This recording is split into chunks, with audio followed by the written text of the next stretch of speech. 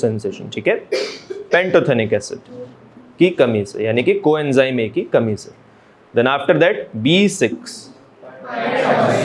Common name is pyridoxine, but active form हाँ PLP, pyridoxal phosphate, pyridoxal phosphate. इसके बेटा manifestation symptoms क्या होता है कमी के? क्या नहीं, माइक्रोसाइटिक एनीमिया तो यार और भी बहुत में मिल जाता है, उसका तुझे फिर डिफरेंशियल डायग्नोसिस करना पड़ेगा. जैसे B6 की कमी में ना बेटा सीरम फेरिटिन लेवल नॉर्मल रहता है, वो बेटा उसका डिफरेंशियल डायग्नोसिस होता है किससे? आयरन डेफिशिएंसी एनीमिया से होता है. माइक्रोसाइटिक एनीमिया प्रेवलेंट होती है. Yes, elevated homocysteine level and methionine levels also, ठीक है. तो बेटा B5 B6 तक ना आपको थोड़े थोड़े फिजिकल फीचर्स दिखे, थोड़े थोड़े नहीं, बहुत सारे फिजिकल फीचर्स दिखेंगे.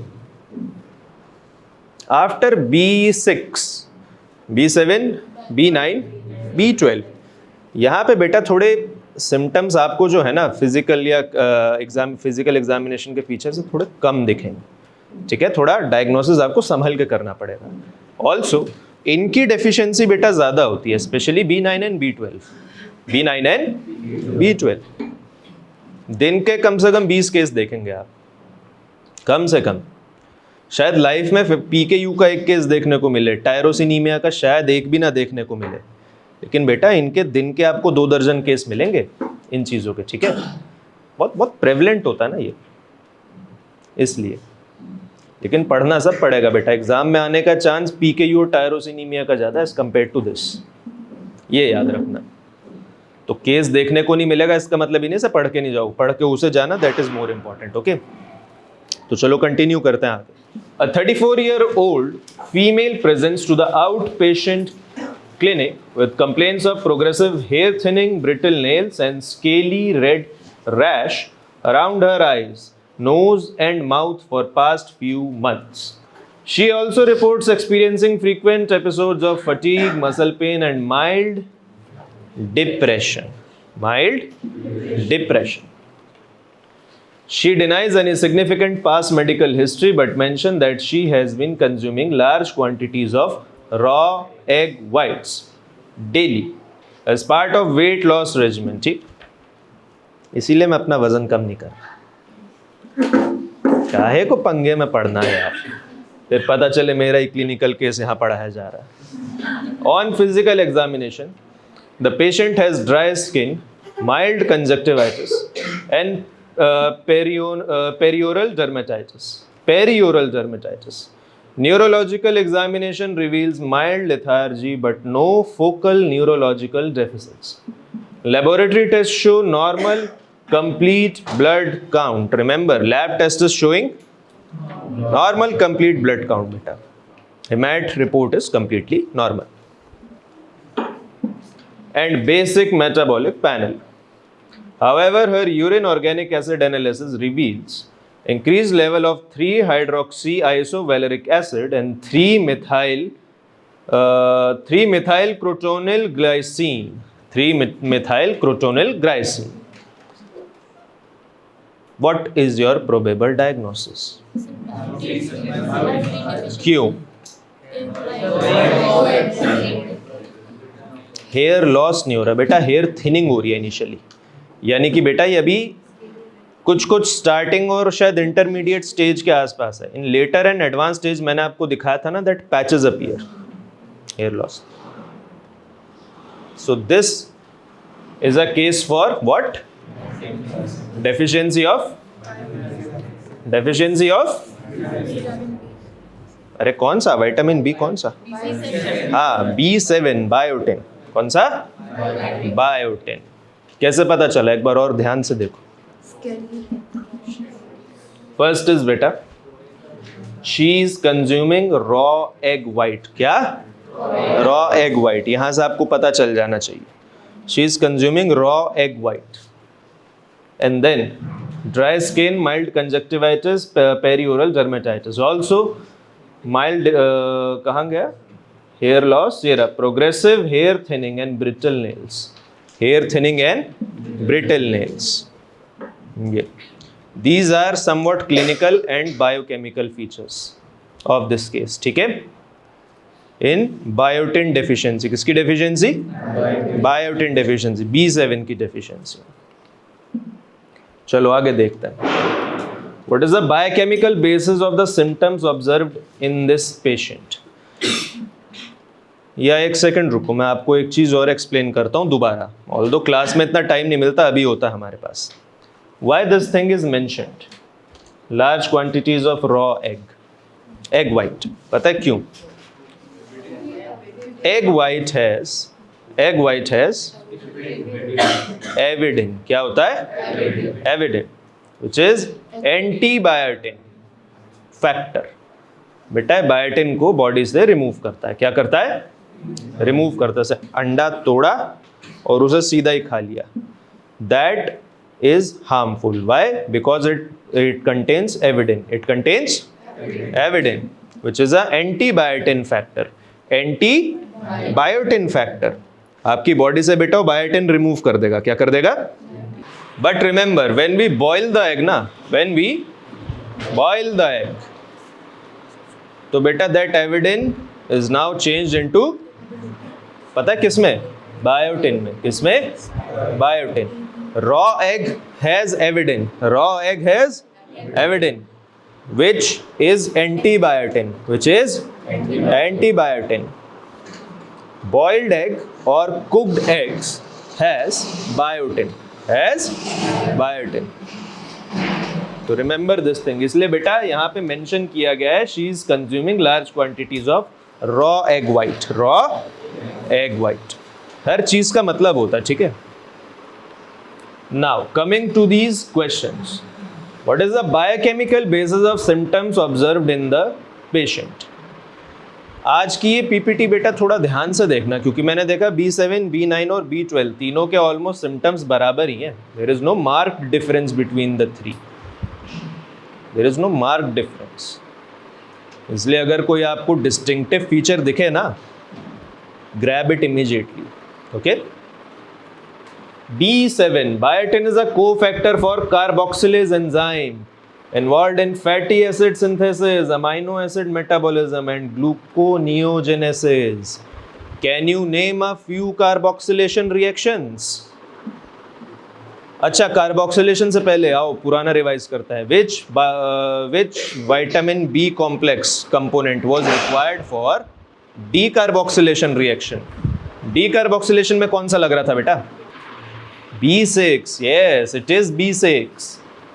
B6 is involved in decarboxylation reaction। in decarboxylation यहाँ पे क्या हो रहा है? देख, B7 क्या करा रहा है? कार्बोक्सिलेशन करा रहा है। क्या करा रहा है? कार्बोक्सिलेशन। तो decarboxylation कौन सा कर रहा था? B6। किस किस का हो रहा था याद है बेटा? डोपा का करवा रहा था। किसमें? डोपामीन में। 5 हाइड्रोक्सी ट्रिप्टोफन से क्या बन रहा था? सीरोटोनिन। हिस्टिडीन से क्या बन रहा था? हिस्टामाइन। याद आया? न्यूरोट्रांसमीटर्स बन रहे थे। इसलिए बेटा B6 की कमी से भी आपको न्यूरोलॉजिकल सिम्टम्स होते हैं। समझ आया? यहां देखो बेटा, B7 बिल्कुल उसका उल्टा कर रहा है। Decarboxylation is removal of CO2, is removal of CO2, but B7, which one? B7, हाँ जी आप, B7 बेटा biotin is involve in carboxylation reaction, यानी कि addition of carbon dioxide, addition of carbon dioxide. Can you name a few reactions बेटा where B7, where carboxylation is occurring? पढ़ी है आप लोगों ने? सबने TCA साइकिल पढ़ी है ना? अच्छे से पढ़ी है ना? अब बोलो बेटा TCA साइकिल में कहाँ आती है? ग्लूकोनियोजेनेसिस सबने पढ़ा है ना अच्छे से? बेटा ग्लूकोनियोजेनेसिस में भी आता है कार्बोक्सिलेशन रिएक्शन, दोनों जगह आती है। Yes, good, yes, that is a carboxylation reaction, good. उसमें बेटा बायोटिन लगता है। क्या लगता है? बायोटिन। तो इसका मतलब ये है, अगर बॉडी में बायोटिन की कमी हो जाएगी, किसकी? बायोटिन की, तो क्या होगा? ग्लूकोनियोजेनेसिस नहीं हो पाएगा। क्या नहीं हो पाएगा? ग्लूकोनियोजेनेसिस। क्योंकि शारिक बेटा तुमने जो रिएक्शन बोली है ना, वो 3 बाईपास रिएक्शंस याद है ना? ये उनमें से पहली है, this is the first one. वो बाईपास ही नहीं हो पाएगा। इसका मतलब क्या होगा, जब आदमी स्टार्व कर रहा होगा ना, तो नॉन कार्बोहाइड्रेट सोर्स से कार्बोहाइड्रेट बन नहीं पाएगा, यानी कि ग्लूकोनियोजेनेसिस रुक जाएगा या धीमा पड़ जाएगा। ठीक है। दूसरा और कहाँ होता है बेटा, चलो ये आपने नहीं पढ़ा, ये मैं आपको बता देता हूँ। प्यूरिन सिंथेसिस होता है ना, purine synthesis. So carbon number 2 and carbon number 8 कौन कौन सा, रिंग में बेटा कार्बन नंबर 2 और कार्बन नंबर 8 जो होता है ना, वो भी CO2 से आता है। कहाँ से आता है, CO2 से। और उसको ऐड करने के लिए we require biotin, we require biotin. Okay, जब न्यूक्लियोटाइड सिंथेसिस पढ़ेंगे तो वहां पे आप देखिएगा। अभी मेटाबॉलिज्म खत्म हो, उसके आगे इसी का मेटाबॉलिज्म। तो पता चला बेटा कार्बोक्सिलेशन कहाँ कहाँ हो रहा है। These are just 2-3 examples I have given, there are number of examples written in the book. ठीक है। और डी कार्बोक्सिलेशन कौन सा विटामिन करा रहा था और किसका हो रहा था, ये भी याद आया। रिमेंबर दिस, B6 करा रहा था और ज्यादातर बेटा न्यूरोट्रांसमीटर बन रहे थे। Now, deficiency impair these pathway leading to dermatological issues like rash, hair loss, neurological symptoms, lethargy, depression and metabolic abnormalities. Organic aciduria. Okay? B7 का काम देखे बेटा क्या है, main is carboxylation. Main is carboxylation. आपको एक important question बताता हूं, इसके बिना वाइवा नहीं होने का। अगर हो गया तो मैं अपना नाम बदल लूंगा। पता है क्या, there are certain carboxylation reactions in which biotin is not required. पता है, और उनमें से एक रिएक्शन आप लोगों ने पढ़ी भी है, सोच के बताओ। Yes, he is absolutely right. CPS ना, यस। यूरिया साइकिल का फर्स्ट स्टेप क्या होता है बेटा, हाँ, तो भी तो कार्बोक्सिलेशन है, देख। Yes, he is absolutely right. ऐसे ही बेटा 2 रिएक्शंस और होती हैं, एक तो CPS वाली है यूरिया साइकिल में। यूरिया साइकिल का फर्स्ट स्टेप क्या होता है बेटा, कार्बामिल फॉस्फेटेज बनता है ना, carbamyl phosphate by the system CPS। कौन सा, 1 या 2? 1 या 2? पक्का? यस।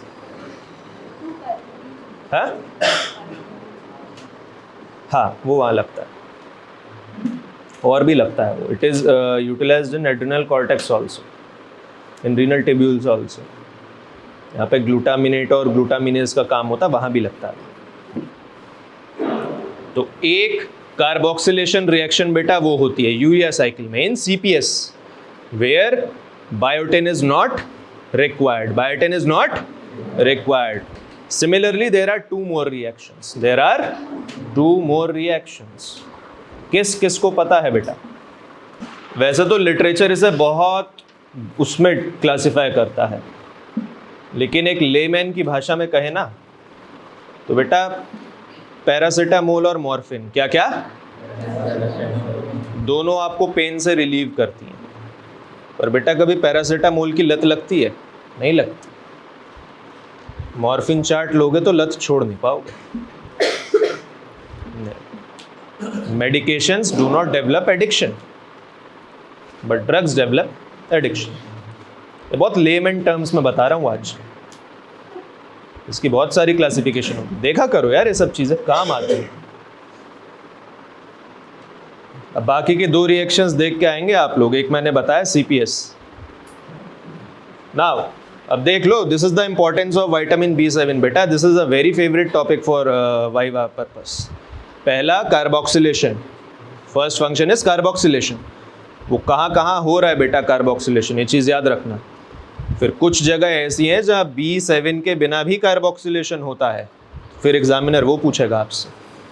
और हो ही नहीं सकता कि अगर विटामिन्स का आपका ये वाला पोर्शन चल रहा है और इस क्वेश्चन के बिना आपका वाइवा हो जाए, हो ही नहीं सकता।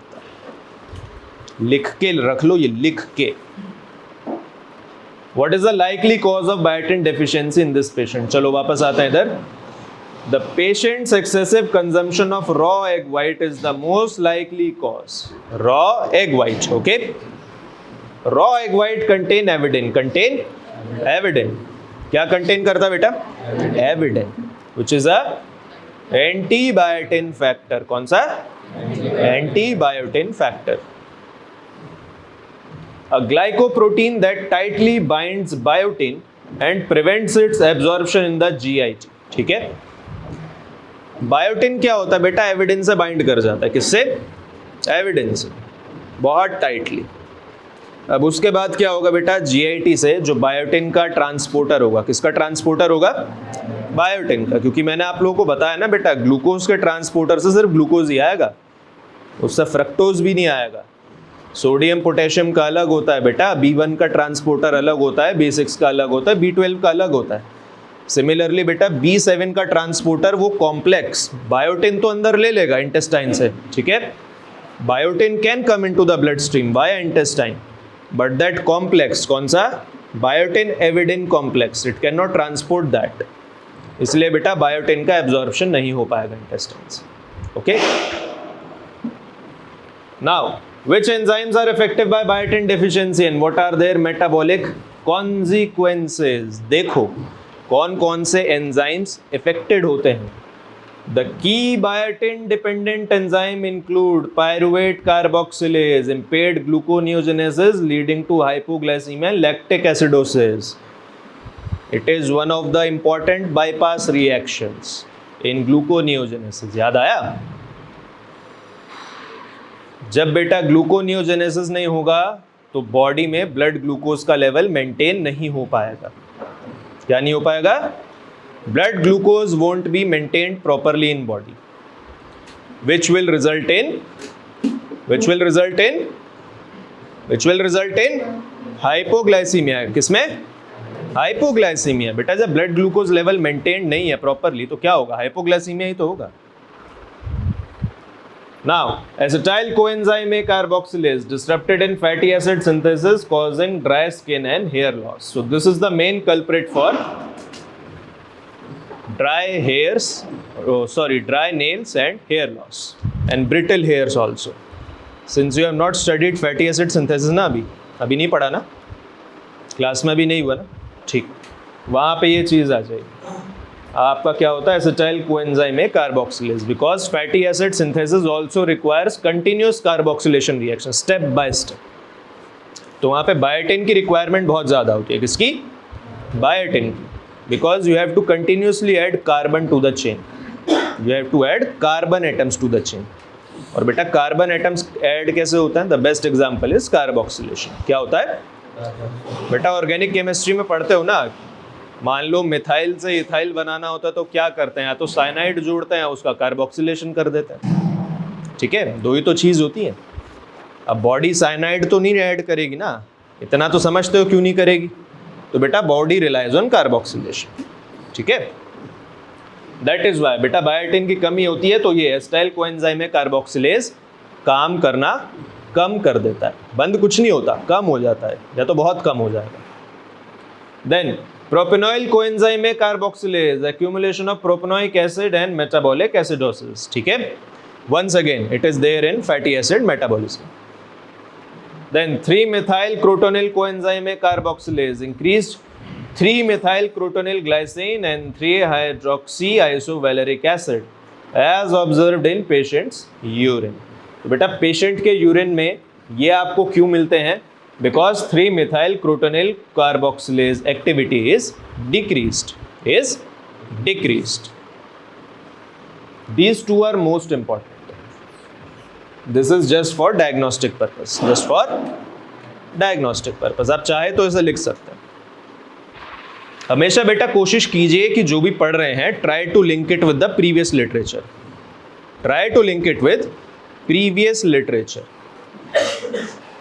जो आज पढ़ रहे हैं बेटा वो तो दिमाग में बैठेगा ही, जो पिछला पढ़ा होगा वो भी बैठेगा. This one is only for diagnostic purposes. ठीक है, the upper 2 specially the upper 3 are very important. One is already covered in gluconeogenesis as the important reaction in the bypass step. The other two would be covered in fatty acid synthesis. The cholesterol synthesis वाला part जब आएगा, ठीक है, तो अभी से याद कर लो बस. And that part is one of the most boring part in biochemistry.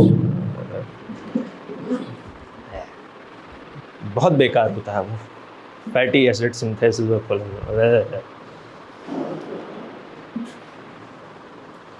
Now, how can biotin deficiency be diagnosed? कैसे diagnose करोगे बेटा? देखो, diagnosis can be confirmed through first one is clinical history. First one is clinical history बेटा. Dietary intake and symptoms. Dietary intake and symptoms. Like this lady was consuming raw egg white. Consuming raw egg white. तो हमें dietary history मिली उसकी. उसके अलावा बेटा symptoms क्या मिले थे हमें physical examination पे? Brittle hairs, thin hairs, and brittle nails. So this was physical examination sign. This was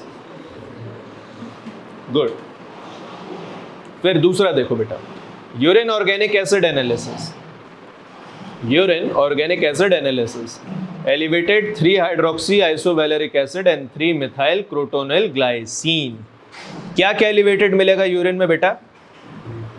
3-methyl isovaleric acid, 3-methyl isovaleric acid and 3-methyl crotonyl glycine.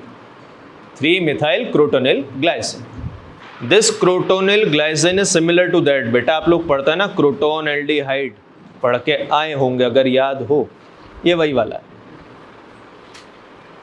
What is the appropriate treatment for this patient बेटा? Once again, याद आया B1 से B6 का हम क्या treatment करते थे? Thymine की कमी है तो क्या बेटा थायमीन चढ़ा दो, B3 की कमी है तो B3 लगा दे. तो इसमें B7 की कमी डायग्नोस हुई है तो क्या चढ़ाओगे बेटा? चढ़ा दो बायोटिन. ये देख ओरल बायोटिन सप्लीमेंट्स क्या है?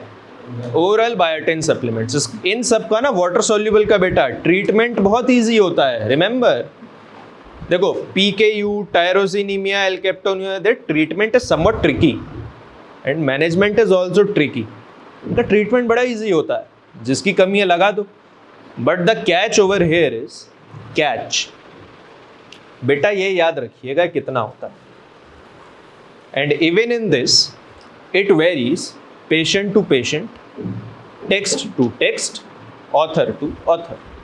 ठीक है, ब्रॉडली बेटा रेंज सेम है. जैसे मान लो यहाँ पे 5 to 10 लिखा हुआ है, मान लो कोई किताब इसे 5 to 15 लिख देगी, both would be correct. some might even write 10 to 15, both are correct. लेकिन ब्रॉड रेंज बेटा आसपास ही रहनी चाहिए. ठीक है, broad range should be close. Okay, तो कितना बेटा ओरल बायोटिन सप्लीमेंट कितना? 5 to 10 mg पर डे. ये बेटा खाली बायोटिन का है, थायमीन का इतना नहीं होता. थायमीन का बहुत ज़्यादा होता है. अगर वर्निकेज एन्सेफलोपैथी है तो कितना देते हैं बेटा फर्स्ट डे पे? 500 mg. कितना? 500 mg. आफ्टर 3 days बेटा उसको कट डाउन करके 250 mg पे लाया जाता है. और आफ्टर 1 week उसको ओरल सप्लीमेंट्स दिए जाते हैं. तो कितने के होता है बेटा? 100 mg. ठीक है, तो वर्निकेज एन्सेफलोपैथी ऐसे ट्रीट होता है. Then dietary modification. Raw eggs खाने की वजह से बेटा इसको ये दिक्कत हुई है, तो बोलिए कि ये रॉ एग्स खाने बंद कर दीजिए, हो गया ट्रीटमेंट. बताओ, बहुत मुश्किल काम है क्या? बहुत मुश्किल है. Dietary modification. Avoid raw egg whites, ensuring adequate intake of biotin-rich foods like nuts, eggs and liver. Remember, बेटा raw egg white खाने के लिए मना किया है. कौन सा? raw egg white. eggs खाने के लिए मना नहीं किया. ओके, फर्क समझिएगा दोनों में. सीधा तोड़ के ऐसे मत खाइए, थोड़ा मेहनत कीजिए, उसको अच्छे से पकाइए फिर खाइए. ठीक है. Then supportive care for dermatological and neurological symptoms. Okay, dermatological and neurological symptoms. So what is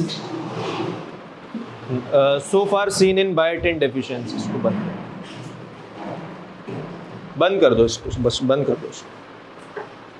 सो फार बेटा बायोटिन की डेफिशिएंसी में हमने क्या क्या देखा? फिजिकल एग्जामिनेशन में क्या था? थिन हेयर्स, ब्रिटल नेल्स, और क्या था बेटा? क्या? Dry skin. ठीक है, अभी तक हमने ब्रिटल नेल्स और ये ब्रिटल हेयर्स देखे नहीं थे, so you can consider these as cardinal features in B7 deficiency. फिर बेटा B7 का काम क्या होता है? क्या काम होता है B7 का? Carboxylation reaction. क्या काम होता है? Carboxylation reactions. For example in gluconeogenesis बेटा, इन ग्लूकोनियोजेनेसिस, इन TCA साइकिल। बेटा TCA साइकिल का जो फर्स्ट स्टेप होता है ना, वो कार्बोक्सिलेशन होता है। पता कैसे? पीछे से क्या आ रहा होता है बेटा? ऑक्सैलो एसिटेट आ रहा होता है, जो कितने कार्बन का होता है? 4। उसके साथ क्या जुड़ता है? Acetyl coenzyme. बेटा that is a kind of carboxylation reaction. ठीक है, कार्बोक्सिलेशन को ये मत सोचिए कि खाली वो कार्बन CO2 से आएगा तभी वो कार्बोक्सिलेशन है। बेटा addition of carbon means carboxylation. वो चाहे CO2 से आए या चाहे एसिटाइल कोएंजाइम से आए। ठीक है, रिमेंबर दिस थिंग। क्या होता है फर्स्ट स्टेप बेटा TCA साइकिल का? याद करो, 4 carbon oxalo acetate, 4 carbon oxalo acetate condenses with 2 carbon acetyl coenzyme forming citric acid which is 6 carbon. So this is also kind of carboxylation reaction. ठीक है, समझ आया पीयूष? ब्रॉडली बेटा बायोटिन आपका रिवाइज हुआ वापस? कुछ समझ में आया?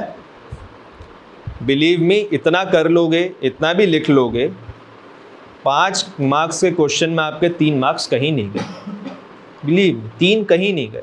और अगर पीछे से आप ठीक ठीक भी लिखते हुए आ रहे हैं तो शायद वो 4 भी दे के चला जाए आपको। अरे नहीं होता एग्जामिनर पे टाइम भाई, वो आप बस कीवर्ड्स देखेगा, चेक करेगा, आगे बढ़ेगा। What populations are at higher risk for biotin deficiency? Which population groups are at a higher risk for biotin deficiency? कौन लोग बायोटिन डेफिशिएंट होने के ज्यादा प्रोन होते हैं? Those at risk include individual consuming raw egg white frequently. Okay, raw egg white frequently. अगर आप लोगों ने देखा हो, individuals those who are preparing for army या जो मतलब डिफेंस फोर्सेस में जाना चाहते हैं, अगर आपने कभी उन ग्राउंड्स पे जाके देखा है, they take 4 to 8 laps of that ground. After that वो पानी वानी कुछ नहीं पीते। तो पता क्या करते हैं, वो वहाँ पे एक क्रेट रखी होती है अंडे की, वो आते हैं उसे तोड़ते हैं and they just churn it around and they consume it. अगर आपने कभी देखा हो तो, तुमने तो देखा होगा उधर, अपने उधर तो बहुत है ये सब वहाँ पे, क्योंकि that western UP, Haryana and Punjab, वहाँ पे बेटा हर दूसरे घर में आपको मिल जाएगा कोई NDA या CDS की तैयारी करता हुआ ना, इसलिए। तो बेटा those individuals would be at a higher risk for developing biotin deficiency. Then patients with prolonged parental nutrition without biotin supplementation. Let us say कोई पेशेंट बेटा आपका हॉस्पिटलाइज्ड है, उसको सिर्फ ड्रिप से खाना मिल रहा है और डॉक्टर इतना बढ़िया है कि वो बायोटिन का सप्लीमेंट डालना ही भूल गया उसमें। किसका सप्लीमेंट? बायोटिन का। He is continuously giving him glucose only, और ग्लूकोज के साथ थायमिन चढ़ा रहा है। क्या चढ़ा रहा है? क्योंकि बेटा वो भी रिक्वायर्ड है। क्यों? एक टाइम के बाद, वरना बेटा बॉडी का सारा थायमिन डिप्लीट हो जाएगा ग्लूकोज मेटाबोलाइज कर करके। हो जाएगा ना? हो जाएगा। तो बेटा पहले थायमिन का सप्लीमेंट चढ़ेगा, फिर ग्लूकोज का सप्लीमेंट चढ़ेगा। ठीक है? क्यों चढ़ेगा? क्योंकि for metabolising glucose you require thiamine. ठीक है ना? अब मान लो वो नहीं दे रहा है, he is giving all these supplements without biotin, so that patient will develop biotin deficiency. Then individuals with inborn error of biotin metabolism, example biotinidase deficiency. अरे वाह, ये भी कुछ होता है। देखिए, inborn error in biotin deficiency, biotin metabolism. Once again our जाना पहचाना कल्प्रिट क्रॉनिक एल्कोहलिक्स। क्या है? Chronic alcoholics. तो बेटा पेंटोथेनिक एसिड छोड़ के आप सब में ये फिट कर सकता है क्रॉनिक एल्कोहलिक्स। कौन सा? Chronic alcoholics. Then pregnant women due to increased biotin requirement. Okay, women who are pregnant or you can even say lactating, they require higher nutritional demands. तो अगर वो अपना डाइटरी करेक्शन नहीं करेंगी तो क्या होगा बेटा? They will develop biotin deficiency. They will develop biotin deficiency. ये दो चीजें आप कहीं भी लगा सकते हैं, ठीक है ना? क्रॉनिक एल्कोहलिक्स बेटा किन में हो सकती है? लाइक से B3 deficiency. Sir chronic alcoholics, sir pregnant और लैक्टेटिंग मदर्स। दोनों आंसर ठीक है, दोनों बढ़िया चलेंगे। कुछ तो लिखोगे, एटलीस्ट आप लोग गलत आंसर देने से बच जाओगे। आपका आंसर ठीक हो जाएगा, ठीक है? एटलीस्ट इतना याद रख लो यार। इतना याद रखने मुझे लगता कुछ ज़्यादा एफर्ट लगेगा। चलो ऊपर का चलो तुमको नहीं भी याद रहे ठीक है, ये याद ना रहे चल जाएगा, लेकिन प्रोलॉन्ग पेरेंटल न्यूट्रिशन और ये रॉ एग वाइट ये ना याद रहे तो बेटा ये दो लिख देना। एक्सेप्ट फॉर पेंटोथेनिक एसिड ये दोनों सब में चल जाएंगे। चलिए अगला केस देखते हैं। बायोटिन का समझ आया? B7। Any questions regarding biotin? किसी का कोई डाउट? जो थ्योरी क्लास से बेटा कंटिन्यू होता हुआ आ रहा हो, अभी तक शॉर्ट ना हुआ हो, समझ आया? ठीक है, इस केस को देखिए, please look into this case carefully. Occasional, हाँ ओकेजनल फॉरगेटफुलनेस, और ये देखो बेटा macrocytosis, hyper segmented neutrophils, hypersegmented neutrophils and macrocytosis. Meanwhile बेटा इसका हीमोग्लोबिन कैसा है? कम है। Haemoglobin is low. तो बेटा कल्प्रिट दो निकल के आता है, पता क्या? First one is vitamin B9, first culprit, and second one is vitamin B12, vitamin B12। दोनों हो सकता है, को क्या हो सकता है? दोनों हो सकता है। पर बेटा अब हमको यहाँ पे डिफरेंशियल डायग्नोसिस करना पड़ेगा कि B9 है तो क्यों है और B12 है तो क्यों है। इस चीज का फर्क निकालना पड़ेगा कि किसका सप्लीमेंटेशन हमें देना पड़ेगा। तो ये देखो serum vitamin B12 level normal है यहाँ पे, ठीक है? Serum vitamin B12 level is normal. Also एक चीज यहाँ पे और थी, MCV मीन कॉर्पस्कुलर वॉल्यूम बेटा नॉर्मल है। कितना है? नॉर्मल है। That means this is the case for vitamin B9 deficiency. क्या नाम होता है? Folic acid. क्या नाम होता है? Folic acid. समझ आया? बाकी जो इसने बताया वो बिल्कुल ठीक था। Occasional forgetfulness it is seen in folic acid deficiency cases, ठीक है? पर मैंने बेटा ये चीज डिस्कस क्यों की पता है? ओकेजनल फॉरगेटफुलनेस बेटा it is not a proper conclusive evidence, ठीक है? प्रॉपर कंक्लूसिव एविडेंस नहीं होता। जैसे हमको पता है B5 की डेफिशिएंसी में क्या होता है कंक्लूसिव एविडेंस? क्या होता है B5 में? क्या होता है फिजिकल एग्जामिनेशन पे कंक्लूसिव एविडेंस क्या होता है? बर्निंग फुट डिजीज ना, बर्निंग सेंसेशन इन फीट, वो कंक्लूसिव एविडेंस होता है, ठीक? B2 में क्या होता है? ग्लोसाइटिस होता है। B3 में क्या होता है? 3Ds और कैजल्स नेकलेस। B6 में क्या होता है बेटा? क्या होता है B6 में? अरे फिजिकल एग्जामिनेशन का एविडेंस पूछ रहा हूँ बेटा मैं। क्या क्या? फिजिकल एग्जामिनेशन बेटा, फिजिकल एग्जामिनेशन। B6 के भी कंक्लूसिव फिजिकल एग्जामिनेशन नहीं होते बेटा इतने आसान, उसमें भी आपको लैब रिपोर्ट्स थोड़ी सी देखनी पड़ेंगी। इसलिए बेटा B1 से B5 तक तो मिल जाएगा, इवन B7 के भी कुछ कुछ होते हैं। यहाँ पे बेटा फिजिकल एग्जामिनेशन थोड़ा सा डल होने लग जाता है, थोड़ा सा डल, तो एक बड़ी ब्लरी सी लाइन आ जाती है। जो आप कह रहे हो ना बेटा, वो इनिशियल स्टेजेस ऑफ डिमेंशिया होता है ना, MCI, if I am not mistaken, क्या कहते हैं, माइनर कॉग्निटिव इम्पेयरमेंट, ठीक है, या मीन कॉग्निटिव इम्पेयरमेंट, बिल्कुल इनिशियल स्टेज होती है डिमेंशिया की। तो उसमें भी ओकेजनल फॉरगेटफुलनेस आती है। जैसे होता है ना, कभी कभी आपके साथ भी हुआ होगा, बात करते करते आप लोग बीच में, बहुत इंपॉर्टेंट है, जैसे ज़िंदगी और मौत का सवाल है, वही भूल जाते हैं। कभी कभी होता है कहीं, जैसे तुम्हारा तो नहीं पता, मुझे रास्ते में कहीं जाना होता है, मेरे साथ कभी कभी ऐसा हुआ है, मैं भूल जाता हूँ मैं जा कहाँ रहा हूँ। ऐसा भी नहीं कि आसपास बहुत सुंदर नज़ारे हैं, वही ट्रैफिक है, हॉर्न बज रहा है, सर दर्द हो रहा है, फिर भी भूल जाते हैं। तो ये होता है बेटा इनिशियल स्टेजेस ऑफ MCI। हालांकि वो हर एक में डिमेंशिया प्रोग्रेस नहीं करता, इसलिए मैं कहना चाह रहा हूँ Choubey ji, this is not conclusive evidence, इसलिए हमें ये भी देखना पड़ेगा। पता है क्या, हीमोग्लोबिन, ठीक, देन MCV, रेटिकुलस काउंट लो, ठीक, पेरिफेरल स्मीयर, मैक्रोसाइटोसिस। अभी नीचे मत पढ़ना, इसका मतलब क्या है, कहीं ना कहीं बेटा this is related to either B9 और B12 डेफिशिएंसी, B9 और B12 डेफिशिएंसी।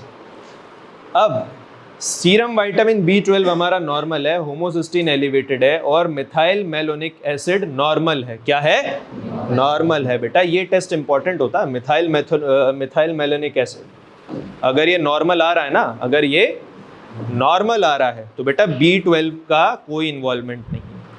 तो हमारा डिफरेंशियल डायग्नोसिस क्या निकल के आएगा बेटा, B9। क्या निकल के आएगा, B9। एक चीज याद रखिएगा, जिन विटामिन की डेफिशिएंसीज में फॉर एग्जांपल फिजिकल एग्जामिनेशन से काम हो जाएगा ना, जैसे B1, B2, B3, हो सकता है उनमें हम बायोकेमिकल रिपोर्ट्स दें या ना दें, but like B6, B9, even B12 और कुछ हद तक बेटा B7 भी, इनमें बेटा वो बायोकेमिकल रिपोर्ट बहुत डिटेल्ड में होगी आपके लिए, बहुत डिटेल में। इसीलिए मैंने कहा था बेटा these are very important. Okay, चलिए आगे देखते हैं। So your diagnosis is correct, it is B9 deficiency. क्या नाम होता है, folic acid. Other name for that is, active form is tetrahydrofolate और टेट्राहाइड्रोफोलिक एसिड, टेट्राहाइड्रोफोलिक एसिड। एक चीज और बेटा, क्लास में सब चीज बताने का टाइम बचता नहीं है ना, एक लिमिटेशन वहां भी होती है, तो we have ample time here to discuss. There is something called folate trap, called folate trap. किस किसने ये टर्म सुना है बेटा, मैंने ब्रीफली क्लास में भी एक्सप्लेन किया था। फोलेट ट्रैप क्या होता है बेटा, फोलेट ट्रैप किसे पता? फोलिक एसिड जो होता है, folic acid, it is transported in blood as N5 methyl tetrahydrofolate। N5, Shariq जाग रहे हो बेटा? हाँ, क्या? अच्छा, N5 methyl tetrahydrofolate। कैसे? N5 methyl tetrahydrofolate, it is transported in this form। किस फॉर्म में? N5, ऊपर एक छोटा सा 5, मिथाइल टेट्राहाइड्रोफोलेट। अब बेटा ये फॉर्म जो होती है ना, transported form, N5 methyl tetrahydrofolate, this is not an active form and non functional form of vitamin B9, vitamin B9। Now to convert N5 methyl tetrahydrofolate back into tetrahydrofolate, which is its active form, do you know what is required? Vitamin B12,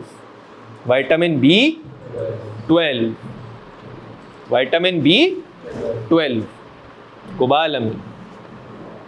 इसीलिए बेटा अगर कोबालामीन की deficiency हो जाए ना, किसकी? कोबालामीन की, तो उसका तो इफेक्ट आएगा ही आएगा।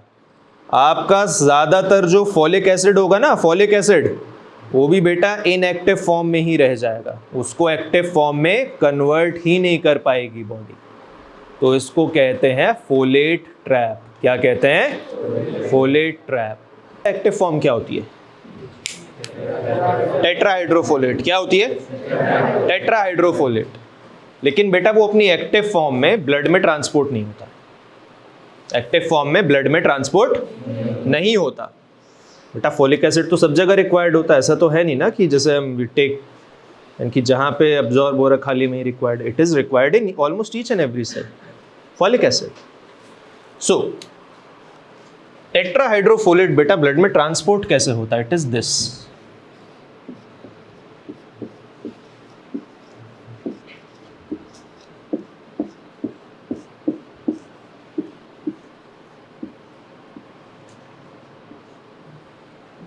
ये होता है बेटा N5 methyl tetrahydrofolate।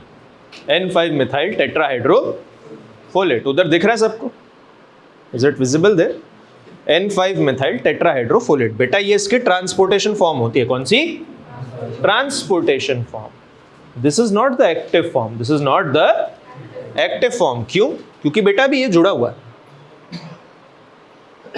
ठीक है, ये फंक्शनल ग्रुप अभी जुड़ा हुआ है। इतना होता है एक्टिव फॉर्म। कितना? This one tetrahydrofolate. टेट्राहाइड्रोफोलेट अभी ये जुड़ा हुआ ताकि ब्लड में ट्रांसपोर्ट हो सके, सो that it can be transported easily into the body. अभी अगर आप खाली ये लेंगे ना N5 methyl tetrahydrofolate,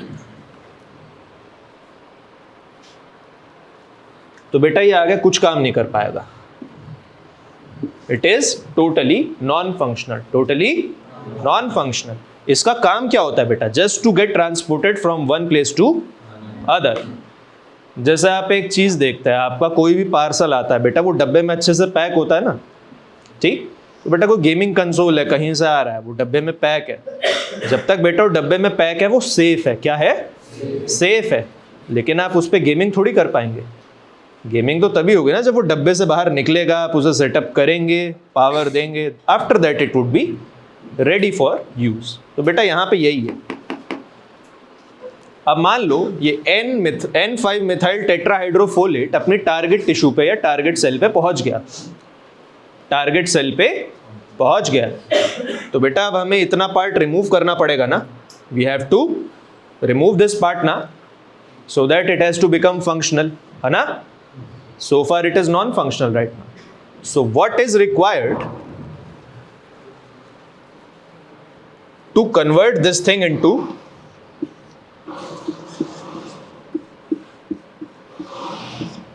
we require vitamin B12। इसको बेटा टेट्राहाइड्रोफोलेट में कन्वर्ट करने के लिए we require vitamin B12। Vitamin B12 क्या लगेगा बेटा? Vitamin B12। Now imagine a clinical case or a hypothetical scenario। ऐसे बेटा हाइपोथेटिकल नहीं होता, आपको बहुत केस मिलेंगे इस चीज के। और जब मैं कह रहा हूं बहुत, तो दिन के 3-4 ऑन एवरेज मिलेंगे। किसी में मान लो विटामिन B12 की डेफिशिएंसी। किसकी? Vitamin B12। That person is deficit of vitamin B12। तो क्या उसकी बॉडी में N5 methyl tetrahydrofolate बेटा इसमें कन्वर्ट हो पाएगा एक्टिव फॉर्म में?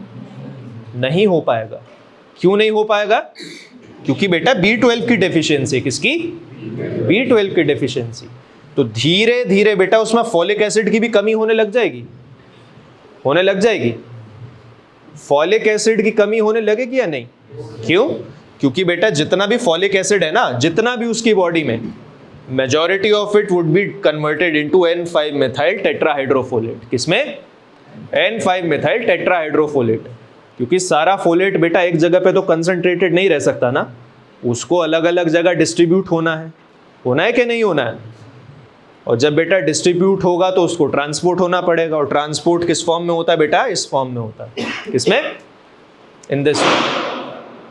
ओके, इसलिए बेटा विटामिन B12 की डेफिशिएंसी में बेटा फोलिक एसिड की भी कमी हो जाती है। This is called folate trap. Called folate trap. कितनों की समझ में अभी भी नहीं आया? प्लीज रेज योर हैंड बेटा। समझ आया कुमुद? एक बार और समझाएं इसे, समझाएं इसे एक बार और। समझाएं एक बार और इसे। देखो टेट्राहाइड्रो, सबसे पहले लो बेटा फॉलिक एसिड। क्या लेते हैं हम? हमने डाइट में फॉलिक एसिड लिया, it is absorbed in intestine, ठीक, absorbed in intestine, and from there it is intestine में बेटा फॉलिक एसिड किस में कन्वर्ट हो गया? टेट्राहाइड्रोफोलेट में। किस में? टेट्राहाइड्रोफोलेट। अब बेटा वो ब्रेन के सेल्स को फोलेट की डिमांड है। किसकी डिमांड है? फोलेट की। कहाँ पे? ब्रेन सेल्स में। तो बेटा यहाँ से यहाँ पे ट्रांसपोर्ट होना है, ठीक है। It is a long journey, जितना मॉलिक्यूल है ना बेटा उसके हिसाब से बहुत लॉन्ग जर्नी है उसकी। सो टू गेट ट्रांसपोर्टेड बेटा this tetrahydrofolate gets converted into N5 methyl tetrahydrofolate। किसमें? N5 methyl tetrahydrofolate, which is non-functional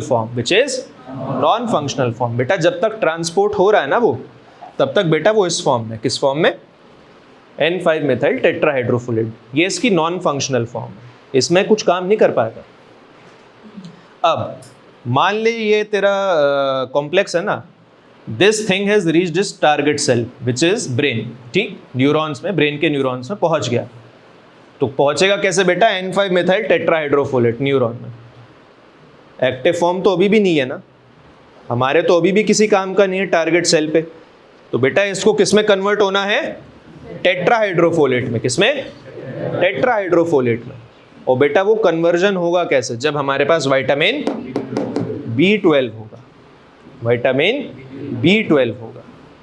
अब सोच, हमारे पास विटामिन B12 की डेफिशिएंसी, किसकी? विटामिन B12 की। We are vitamin B12 deficit. In that case, all the tetrahydrofolate would be converted into N-methyl tetrahydrofolate, ठीक है। इधर उधर घूमता रहेगा, लेकिन टारगेट टिश्यू पे वो इसमें कन्वर्ट नहीं हो पाएगा अपनी एक्टिव फॉर्म में। जहां भी वो, जब भी अपने टारगेट टिश्यू पे पहुंचेगा ना बेटा, वो एक्टिव फॉर्म में कन्वर्ट ही नहीं हो पाएगा। क्यों नहीं हो पाएगा? क्योंकि विटामिन B12 की कमी है। किसकी? विटामिन B12 की। तो बेटा B12 की कमी के साथ साथ हमारे साथ फंक्शनल टेट्राहाइड्रोफोलेट की भी कमी होती चली जाती है। समझ आया? अब आया? इसको बोलता है बेटा folate trap. This is called folate trap. What is the significance of HMP shunt? क्या होता है? क्या होता है बेटा? Pentose sugars for DNA RNA synthesis and NADPH, ठीक, याद है ना?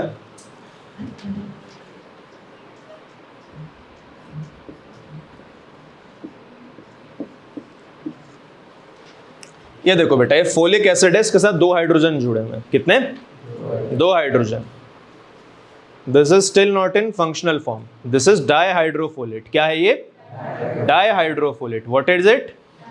डाइहाइड्रोफोलेट। This is not the active form, this is not the active form. क्या है बेटा? Inactive form, dihydrofolate. मैं लिख देता हूं यहां पे।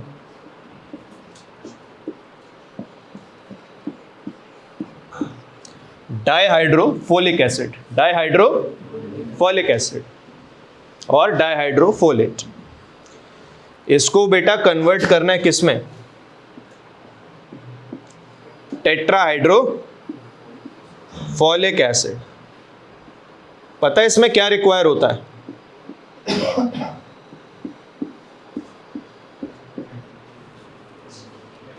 NADPH। क्या रिक्वायर होता है? NADPH।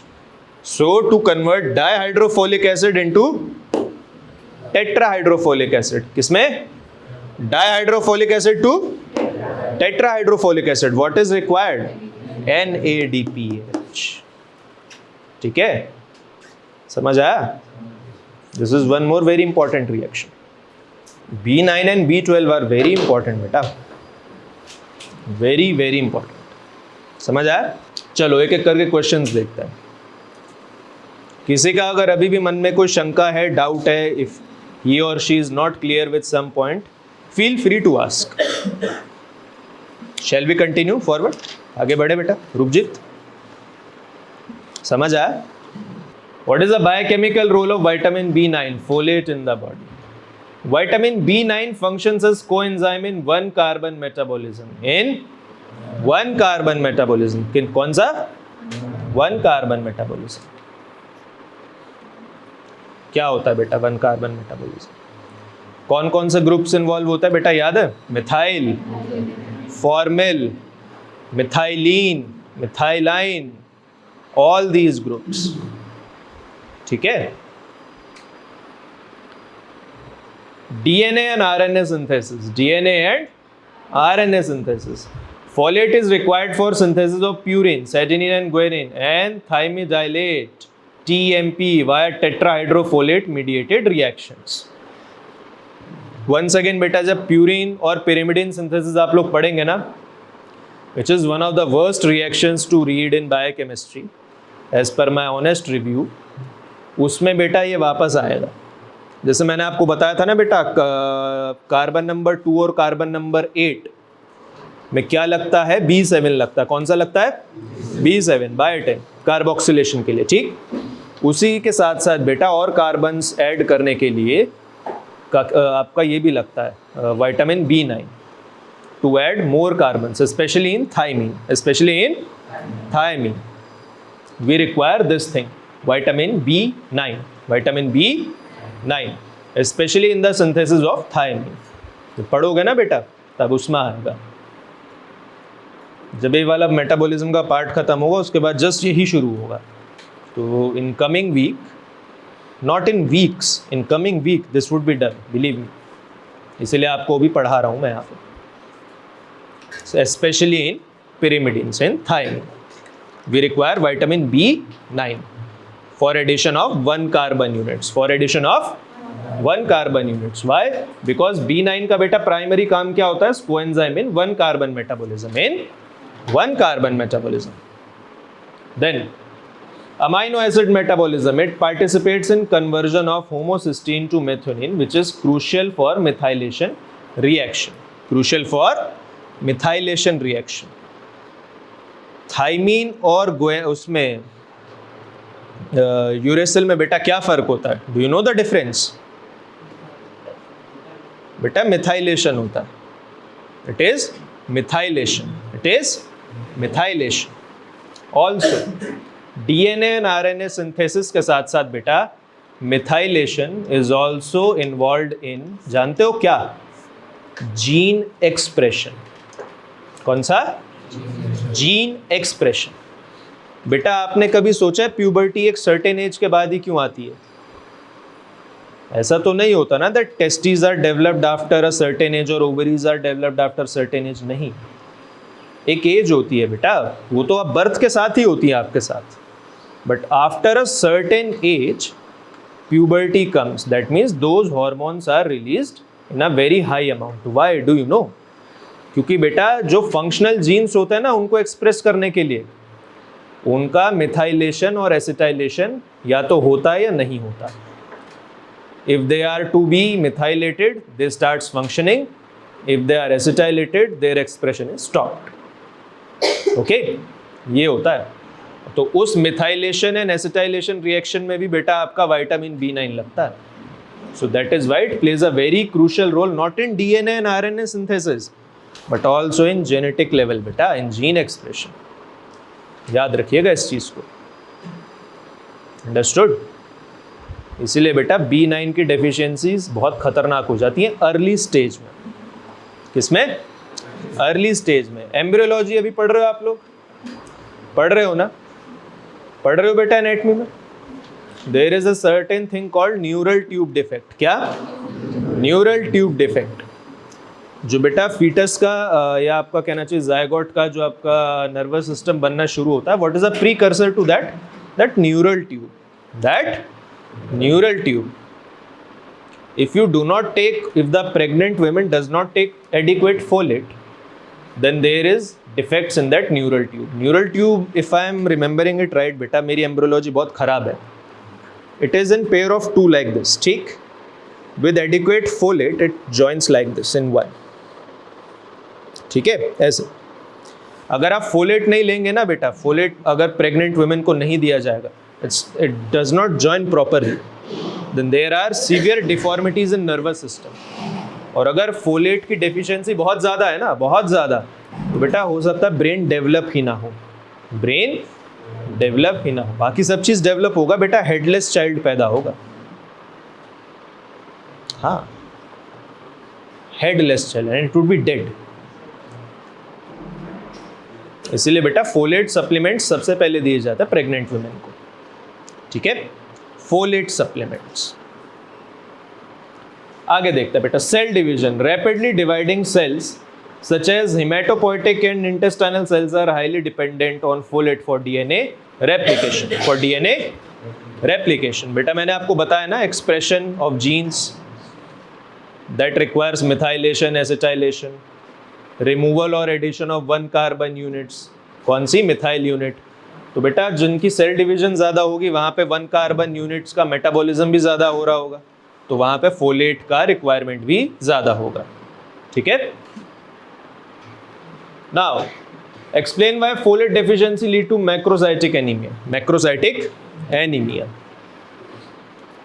Folate is essential for DNA synthesis. In deficiency states, impaired DNA replication leads to delayed nuclear maturation, causing ineffective erythropoiesis.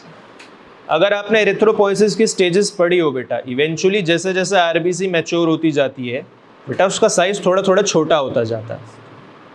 Initially बड़ी होती है, आफ्टर दैट रेटिकुलर साइड तक आते आते वो काफ़ी साइजेबल साइज उसका कम हो जाता है, और रेटिकुलर साइड से फिर थोड़ा सा और कम होता है, it matures into RBC, matures into RBC, तो साइज कम होता चला जाता है। अब देखो, अगर डीएनए आपका प्रॉपरली सिंथेसाइज नहीं होगा फोलेट की डेफिशिएंसी से, किसकी डेफिशिएंसी से? Folate, then what will happen? The size would be large, size would be large of that precursor RBCs due to lack of maturation, lack of maturation। ये देखो, in deficiency states impaired DNA replication leads to delayed nuclear maturation, causing ineffective erythropoiesis। However, RNA and protein synthesis remain unaffected, remain unaffected। Why RNA remain unaffected? पता है बेटा, RNA में thymine नहीं होता। क्या नहीं होता? थाइमिन नहीं होता। क्या होता है? यूरेसिल होता है। क्या होता है? यूरेसिल। बेटा यूरेसिल के मिथाइलेशन से थाइमिन बनता है, यूरेसिल के मिथाइलेशन से थाइमिन बनता है, which requires 1 carbon metabolism, requires 1 carbon metabolism. तो बेटा अगर आप में थाइमिन उसकी B9 की कमी है, if you are deficit in B9, तो डीएनए रेप्लिकेशन पे तो असर पड़ेगा बेटा, डीएनए सिंथेसिस पे असर पड़ेगा, आरएनए पे कुछ नहीं पड़ेगा। वाई? क्योंकि बेटा वहाँ पे थाइमिन नहीं होता। क्या नहीं होता? थाइमिन नहीं होता। समझ आया बात? क्यों आरएनए प्रॉपरली बन रहा है but DNA is lacking, leading to accumulation of haemoglobin in larger than normal erythrocytes. This results in megaloblastic anaemia characterized by macrocytosis, hypersegmented neutrophils and ineffective hematopoiesis। Understood? In short, the RBC fails to mature in B9 deficiency. RBC fails to mature in B9 deficiency due to ineffective DNA synthesis. DNA synthesis. Ineffective DNA synthesis. In folate deficiency. In folate deficiency, leading to accumulation of hemoglobin in larger than normal erythrocytes।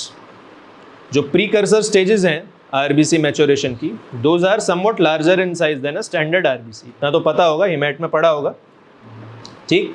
उन्हीं में बेटा haemoglobin का accumulation होने लग जाता है। क्या होने लग जाता है? हीमोग्लोबिन का accumulation, जिसकी वजह से बेटा RBC का साइज बढ़ जाता है। Understood? Now, why is homocysteine elevated in folate deficiency but methyl malonic acid remains normal?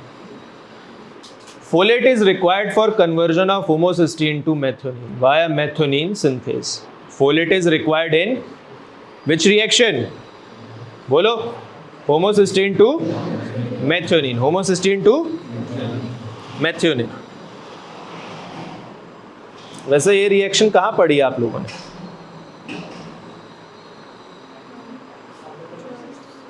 वहाँ तो है, पर बेटा ये मेथोनिन के सिंथेसिस में भी यूज होती है ये reaction. Homocysteine is a precursor in methionine synthesis, which uses 5-methyl tetrahydrofolate as methyl donor. In folate deficiency, this reaction is impaired, leading to homocysteine accumulation. ठीक है? However, methyl malonyl coenzyme A mutase, which converts methyl malonyl coenzyme A to succinyl coenzyme A, requires B12, but not folate. Since vitamin B12 levels are normal in this patient, MMA remains normal, helping to differentiate folate deficiency from vitamin B12 deficiency. Okay? ये देखो, ये case है ना, MMA क्या है बेटा यहाँ पे? Normal. Until and unless B12 levels are normal, B12 MMA levels remain normal. जब तक बेटा B12 levels normal है, MMA लेवल नॉर्मल है. ठीक है, तो हम अगर MMA लेवल्स नॉर्मल पाते हैं विद मैक्रोसाइटिक एनीमिया, कैसे? Macrocytic anaemia, that would indicate B9 deficiency, that would indicate B9 deficiency. याद रखिएगा बात. Now how does chronic alcoholism contribute to folate deficiency? ये देखो, methyl malonyl coenzyme A mutase, बेटा ये एंजाइम होता है. आरिफ, कौन सा एंजाइम होता है? Methyl malonyl coenzyme A mutase. ये मिथाइल मेलोनिल कोएंजाइम ए को किस में कन्वर्ट कर रहा है? सक्सिनाइल कोएंजाइम में. किस में?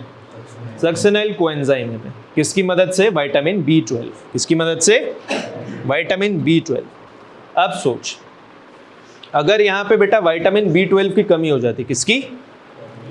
विटामिन B12 की, तो बेटा ये मिथाइल मेलोनिल कोएंजाइम में सक्सिनाइल कोएंजाइम में कन्वर्ट नहीं हो पाता. तो ब्लड में बेटा किसका लेवल बढ़ जाता?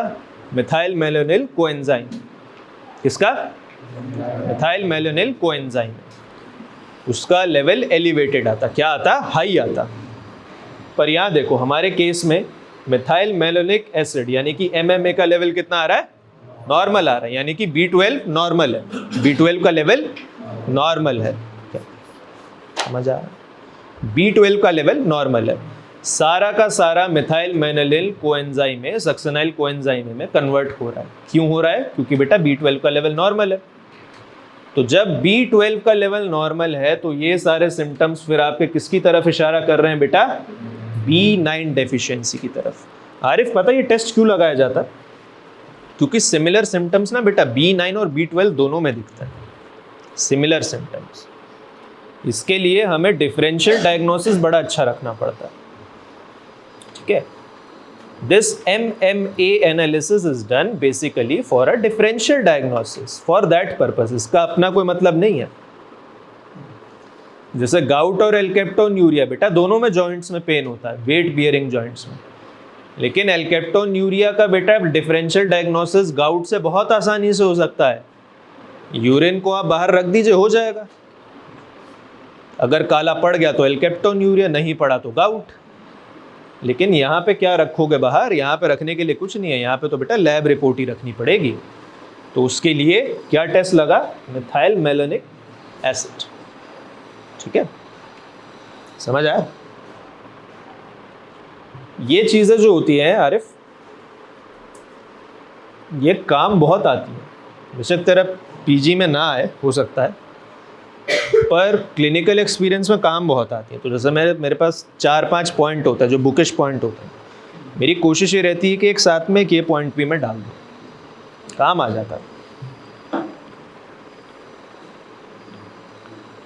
चलो आगे देखते हैं बेटा. How does chronic alcoholism contribute to folate deficiency?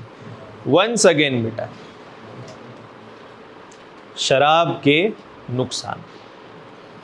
ठीक है, chronic alcoholism contributes to folate deficiency through multiple mechanism. C, decreased dietary intake. Poor nutrition reduces folate consumption. Poor nutrition reduces folate consumption. शराब P लेंगे तो खाना कहाँ खाएंगे? Folate की तो कमी हो ही जाएगी ना. आगे देखिए, impaired absorption. Alcohol damages intestinal mucosa, decreasing folate absorption in the jejunum. From jejunum. Remember folate का एब्जॉर्प्शन सबसे ज्यादा कहां से हो रहा है बेटा? It is absorbing from jejunum. ठीक है, which is the longest part of the small intestine? It is ilium. और सबसे ज्यादा बेटा एब्जॉर्प्शन किस पार्ट से होता है? जो सबसे लंबा पार्ट है वहीं सबसे ज्यादा एब्जॉर्प्शन होगा, ileum. Increased excretion, increased excretion. Alcohol promotes urinary loss of folate. Alcohol promotes urinary loss of folate. देखो, एक तो आप अल्कोहल कंजम्पशन से बेटा इंटेस्टाइनल वॉल डैमेज हो रही है। क्या डैमेज हो रही है? Intestinal mucosa is getting damaged, जिसकी वजह से बेटा फोलेट का एक तो एब्जॉर्प्शन कम हो जाएगा। उसके बाद जो बॉडी में फोलेट है बेटा, alcohol is promoting its excretion by urine, तो इससे फोलेट डेफिशिएंसी बहुत ज़्यादा होगी। Then hepatic dysfunction. Liver plays a key role in folate metabolism and storage. Alcohol-induced liver damage affects folate storage and metabolism. तो जो body में बेटा थोड़ा बहुत फोलेट स्टोर्ड रहता है ना, थोड़ा बहुत, वो कहाँ रहता है? लीवर में। कहाँ पे? लीवर में।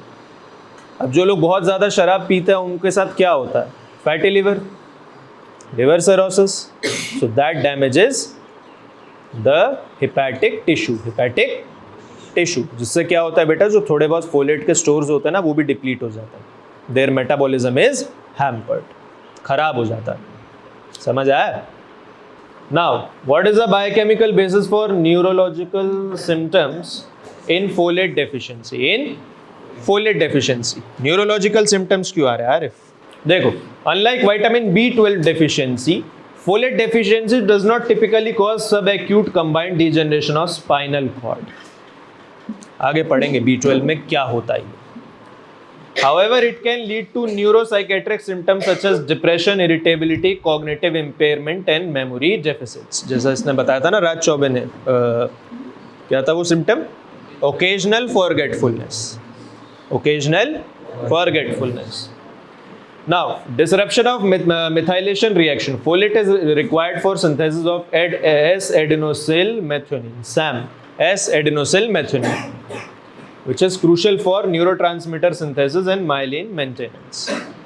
जब बेटा SAM नहीं बनेगा तो क्या नहीं होगा? myelin synthesis नहीं होगा और न्यूरोट्रांसमीटर नहीं बनेगा। क्या नहीं बनेगा?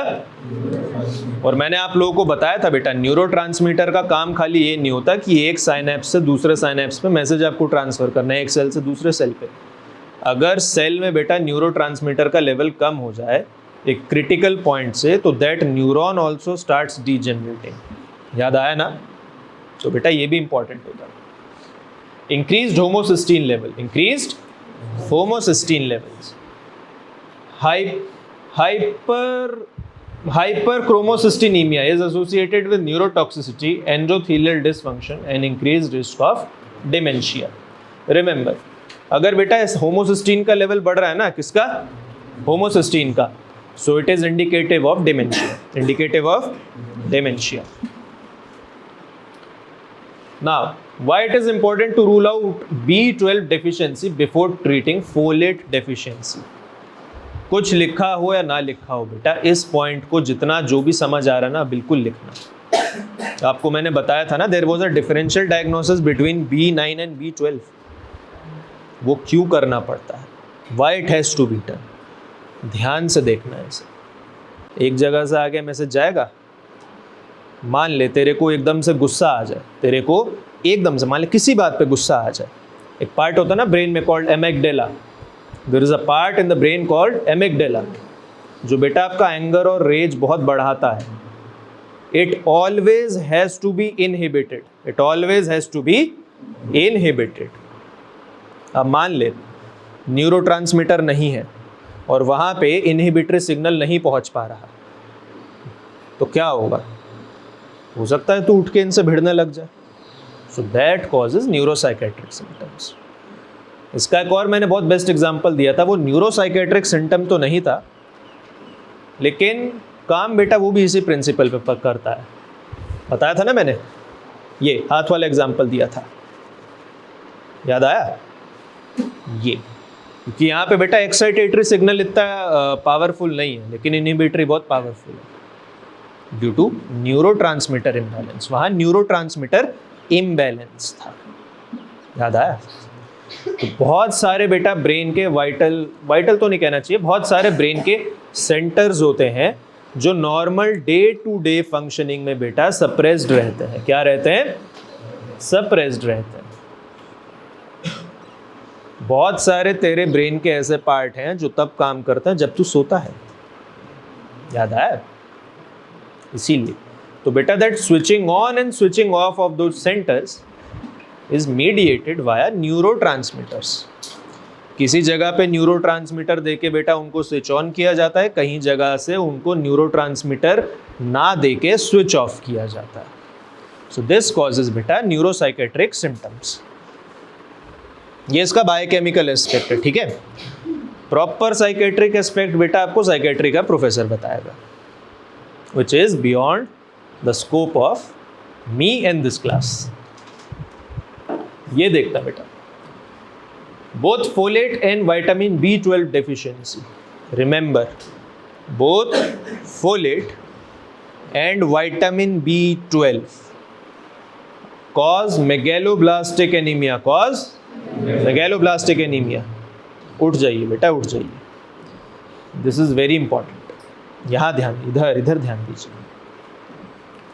But only B12 deficiency leads to irreversible neurologic damage, irreversible neurological damage। देखो फोलेट क्या होता है? ये B9 क्या है? B9। और विटामिन B12 कोबालामिन, साइनोकोबालामिन, दोनों की डेफिशिएंसी में क्या होगा बेटा? मेगैलोब्लास्टिक एनीमिया होगा। क्या होगा? मेगैलोब्लास्टिक एनीमिया होगा। हम क्यों उस डिफरेंशियल डायग्नोसिस पे जोर दे रहे थे, ये देखना जरा। But only in B12 deficiency, किसकी deficiency? Will lead to irreversible neurological damage, irreversible neurological damage.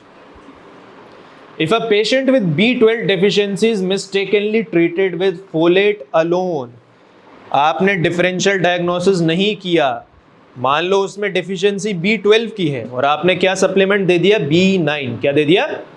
B9।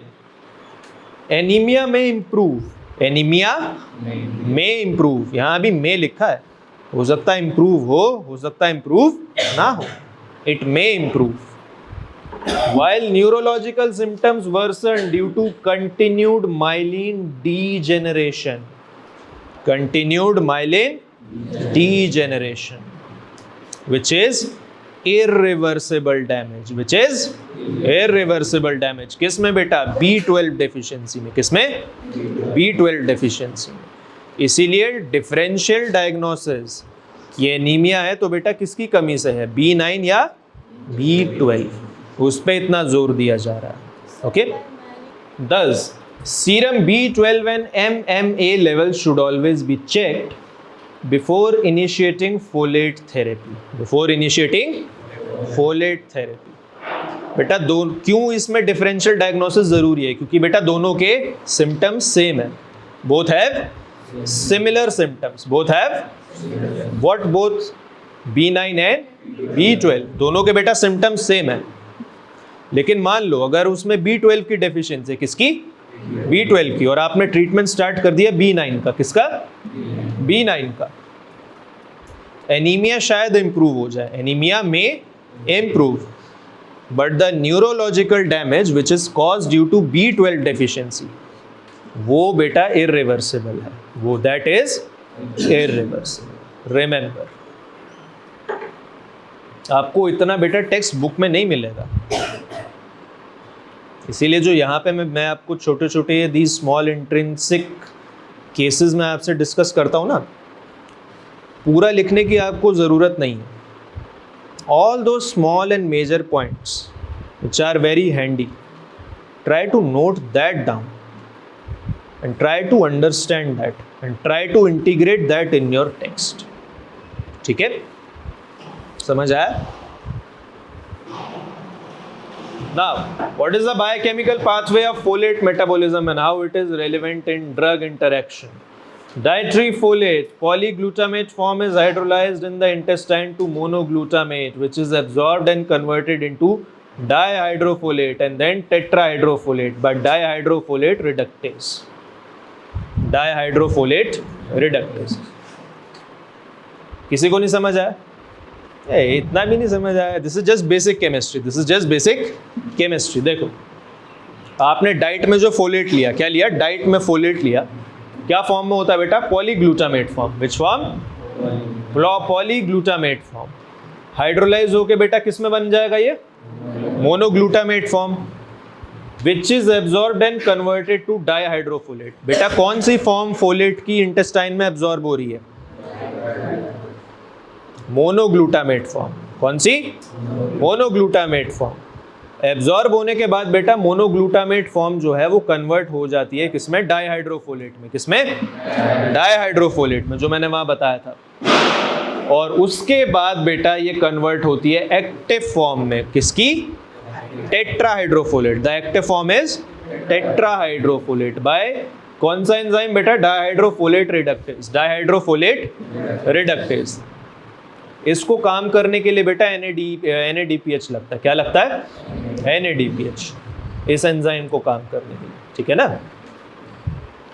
Now tetrahydrofolate derivatives participate in one carbon transfer reaction essential for purine and thymidylate synthesis.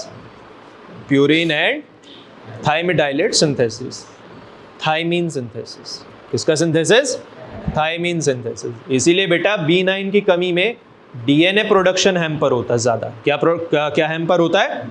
DNA production. क्योंकि बेटा thymine तो DNA का part है ना. RNA में क्या आ जाता है? क्या आ जाता है? यूरेसिल. क्या आता है? यूरेसिल, जो इससे कुछ भी इफेक्टेड नहीं है. इसलिए RNA mRNA प्रोडक्शन चलता रहता है. Then methotrexate inhibits DHFR, dihydrofolate reductase, blocking tetrahydrofolate formation, thereby impairing DNA synthesis, used as cancer therapy. ठीक है? This works as a anti-cancer drug. कैसे? This inhibits dihydrofolate reductase. Dihydrofolate reductase. जिससे क्या होगा बेटा? टेट्राहाइड्रोफोलिक एसिड का formation नहीं होगा. किसका? टेट्राहाइड्रोफोलेट का फॉर्मेशन नहीं होगा. Impairing DNA synthesis. Impairing DNA synthesis. जो कैंसर सेल्स होते हैं बेटा वो भी जिंदा सेल्स होते हैं, पता है ना? उनको भी DNA सिंथेसिस चाहिए होता है, उनको भी RNA सिंथेसिस चाहिए होता है, उनको भी ग्लूकोज चाहिए होता है. तो सेल्स को मारने का सबसे आसान तरीका क्या होता है बेटा? Just inhibit their DNA synthesis. Inhibit their DNA synthesis. तो ये ड्रग जो है ना बेटा, मेथॉक्सोटेक्सरेट, ये क्या कर देगा? ये वाला एंजाइम, ये ऊपर जो डाइहाइड्रोफोलेट रिडक्टेज. कौन सा? डाइहाइड्रोफोलेट रिडक्टेज. इसको इनहिबिट कर देगा. क्या कर देगा? इनहिबिट कर देगा. तो टेट्राहाइड्रोफोलिक एसिड बनेगा नहीं. क्या नहीं बनेगा? टेट्राहाइड्रोफोलिक एसिड बनेगा नहीं. जिससे क्या होगा बेटा? DNA सिंथेसिस रुक जाएगा. DNA सिंथेसिस रुक जाएगा. बट द थिंग इज, ये नॉर्मल सेल्स का DNA सिंथेसिस भी रोक देगा.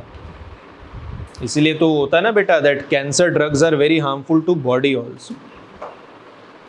ये कोई ऐसा टारगेटेड थोड़े कि खाली कैंसर सेल्स को ही टारगेट करेगा. लेकिन फिर भी क्यों दिया जाता पता है?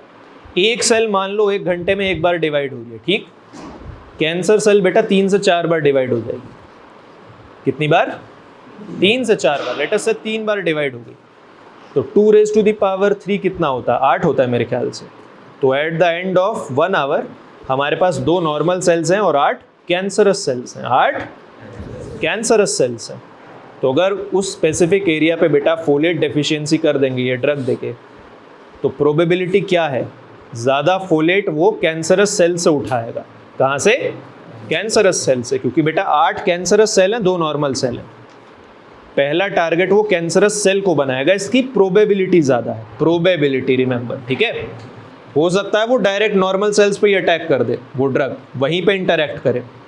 क्योंकि नॉर्मल सेल्स 2 हैं हमारे केस में और कैंसरस सेल्स कितनी है? 8. इसलिए प्रोबेबिलिटी ज़्यादा है कि वो कैंसरस सेल्स पे पहले एक्शन लेगा. समझ आई बात? ऐसे कीमोथेरेपी काम करती है. क्योंकि कैंसरस सेल्स का बेटा डिवीजन रेट बहुत फास्ट होता है, it is very rapid. Then trimethoprim antibiotic and pyrimethamine anti-parasitic also inhibit DHFR leading to folate deficiency। Pharma बेटा बाद में पढ़ना, इन ड्रग्स का नाम लेने का एक अलग से कोर्स करना पड़ता है सच में। Then phenytonin, sulfasamine and alcohol interfere with folate absorption metabolism, increasing the risk of their deficiency। ठीक है। Now what are the treatment options for folate deficiency? चढ़ा दो फोलेट बेटा, लगा दो ड्रिप में फोलेट, ठीक है। लेकिन इंपॉर्टेंट थिंग क्या है, कितना फोलेट आपका एडमिनिस्टर होगा, दैट इज मोर इम्पॉर्टेंट। सब में बेटा ये याद रखना कितना कितना सप्लीमेंट जाएगा, ऐसा नहीं कि कितना भी चढ़ा देंगे आप। Oral folic acid supplementation, it is 1 to 5 mg per day for at least 3 to 4 months depending on severity। Treatment लंबा है भाई इसका। Then dietary improvement, green leafy vegetables, citrus fruit, legume and fortified cereals, जो हम लोग नहीं खाते। आपका तो पता नहीं, मेरी डाइट से तो बहुत दिनों से भैया बाहर ही है। मैनेजमेंट ऑफ अंडरलाइंग कॉज क्या है बेटा, शराब पीना बंद कर दो, पेशेंट को बोलो। Stoppage of folate antagonistic drug if possible. Then parenteral folate in case of severe mal absorption और नॉन कॉम्प्लायंस। मान लो फिर भी अगर नहीं मान रहा तो रिहैब सेंटर्स में होता है ना बेटा, पकड़ के ज़बरदस्ती ड्रिप लगा के वो चढ़ाया जाता है। We have to do that. Then what is the role of folate in foetal development and what congenital defect can result from it deficiency. देखो इसे, folate is essential for neural tube closure during early embryogenesis. मैंने बताया था ना बेटा, neural tube ऐसे होती है बेटा, बंद होती है धीरे धीरे ऐसे, ठीक है। एम्ब्रियोलॉजी में देखिएगा आपको, वहाँ बहुत डिटेल में न्यूरल ट्यूब क्लोजर आपको बताया जाएगा एनाटॉमी में। हुआ अभी तक? अभी तक नहीं हुआ, ठीक है। उनको बोलो ये चीज़ करवा, तो साथ साथ चलती है। Then deficiency increase the risk of neural tube defect like spina bifida and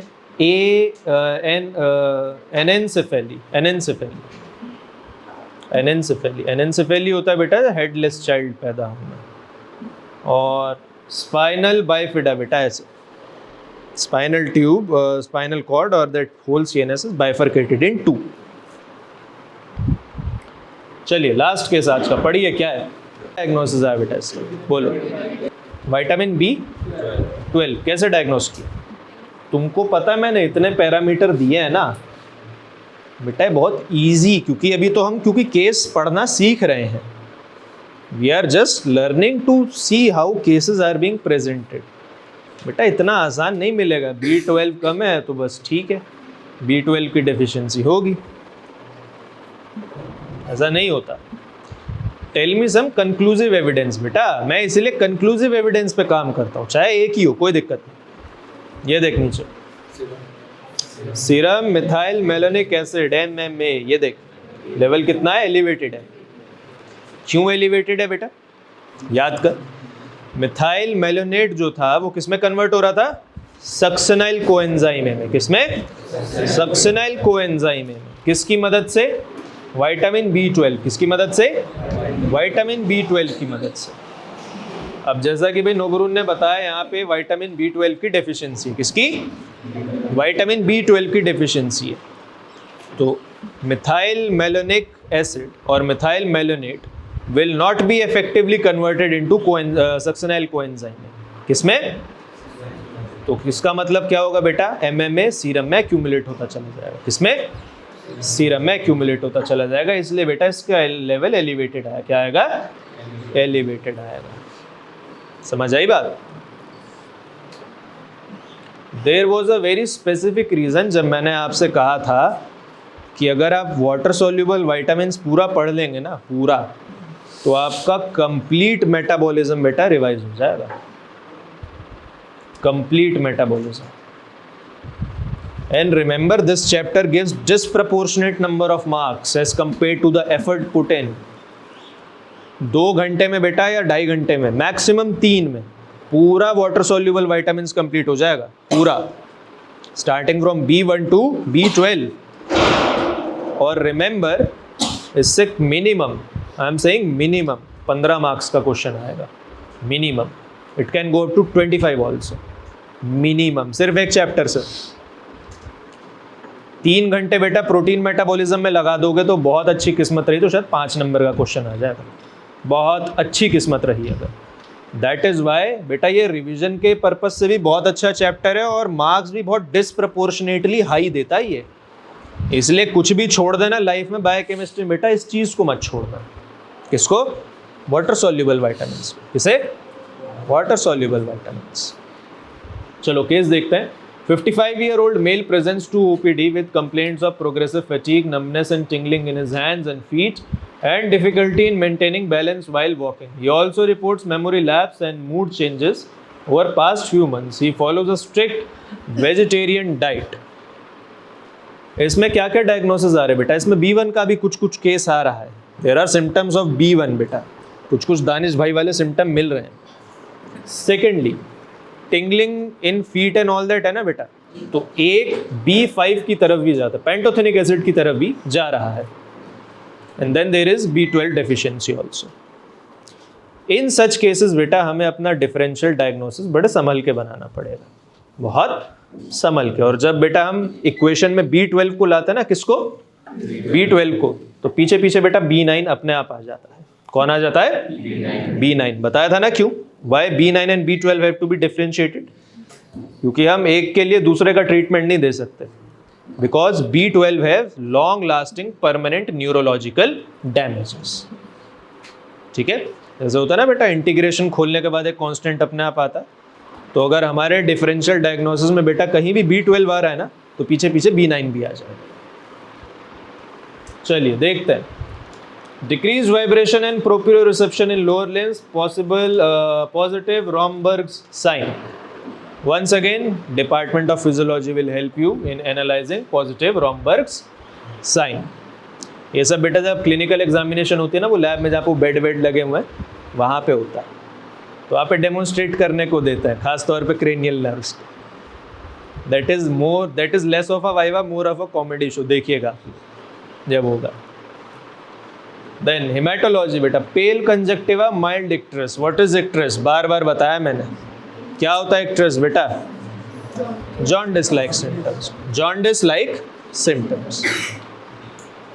lab investigations में बेटा देखिए, अभी देखिए हमें B1 पे स्टार्ट करो. B1 पे हमें एकदम कंफर्म्ड फिजिकल एग्जामिनेशन साइंस मिल रहे थे, नहीं मिल रहे थे? B12 तक आते आते बेटा वो लाइन बड़ी धुंधली हो गई है. We can not make any conclusive examination और diagnosis based on physical examination. अब अगर सस्पेक्टेड है ना बेटा B12 की डेफिशिएंसी का बंदा, तो बिना लैब रिपोर्ट के अब हम कर नहीं पाएंगे. याद है बेटा B2 के B1 के लैब टेस्ट होते थे, मैंने कहा था physical examination is more than enough. पर कोई बिल्कुल ही होगा ना कि नहीं मैं तो रिपोर्ट के बिना काम ही नहीं हो, तो उसके लिए 1-2 नीचे छोटे छोटे टेस्ट होते थे. Here without lab investigation you can not conclusively say until and unless you are a very very very experienced or skilled physician, which we both are not. चलो देखते हैं लैब इन्वेस्टिगेशंस. बेटा हीमोग्लोबिन कितना है? which is low. MCV बढ़ा हुआ है बेटा, देखो यहाँ पे मैक्रोसाइटोसिस. तो ये कौन से सिम्टम्स है बेटा? ये दोनों B9 में भी मिलेंगे. किसमें? B9 में भी मिलेंगे.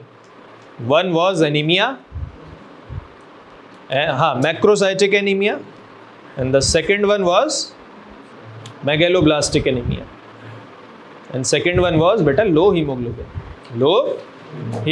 बेटा ये दोनों उसी में मिलेंगे आपको, B12 में भी और B9 में भी, इसलिए इनके सिम्टम्स एक जैसे होते हैं. आगे देखते हैं बेटा, आगे. Let us get back to this case again. Reticulocyte count low. What are reticulocytes?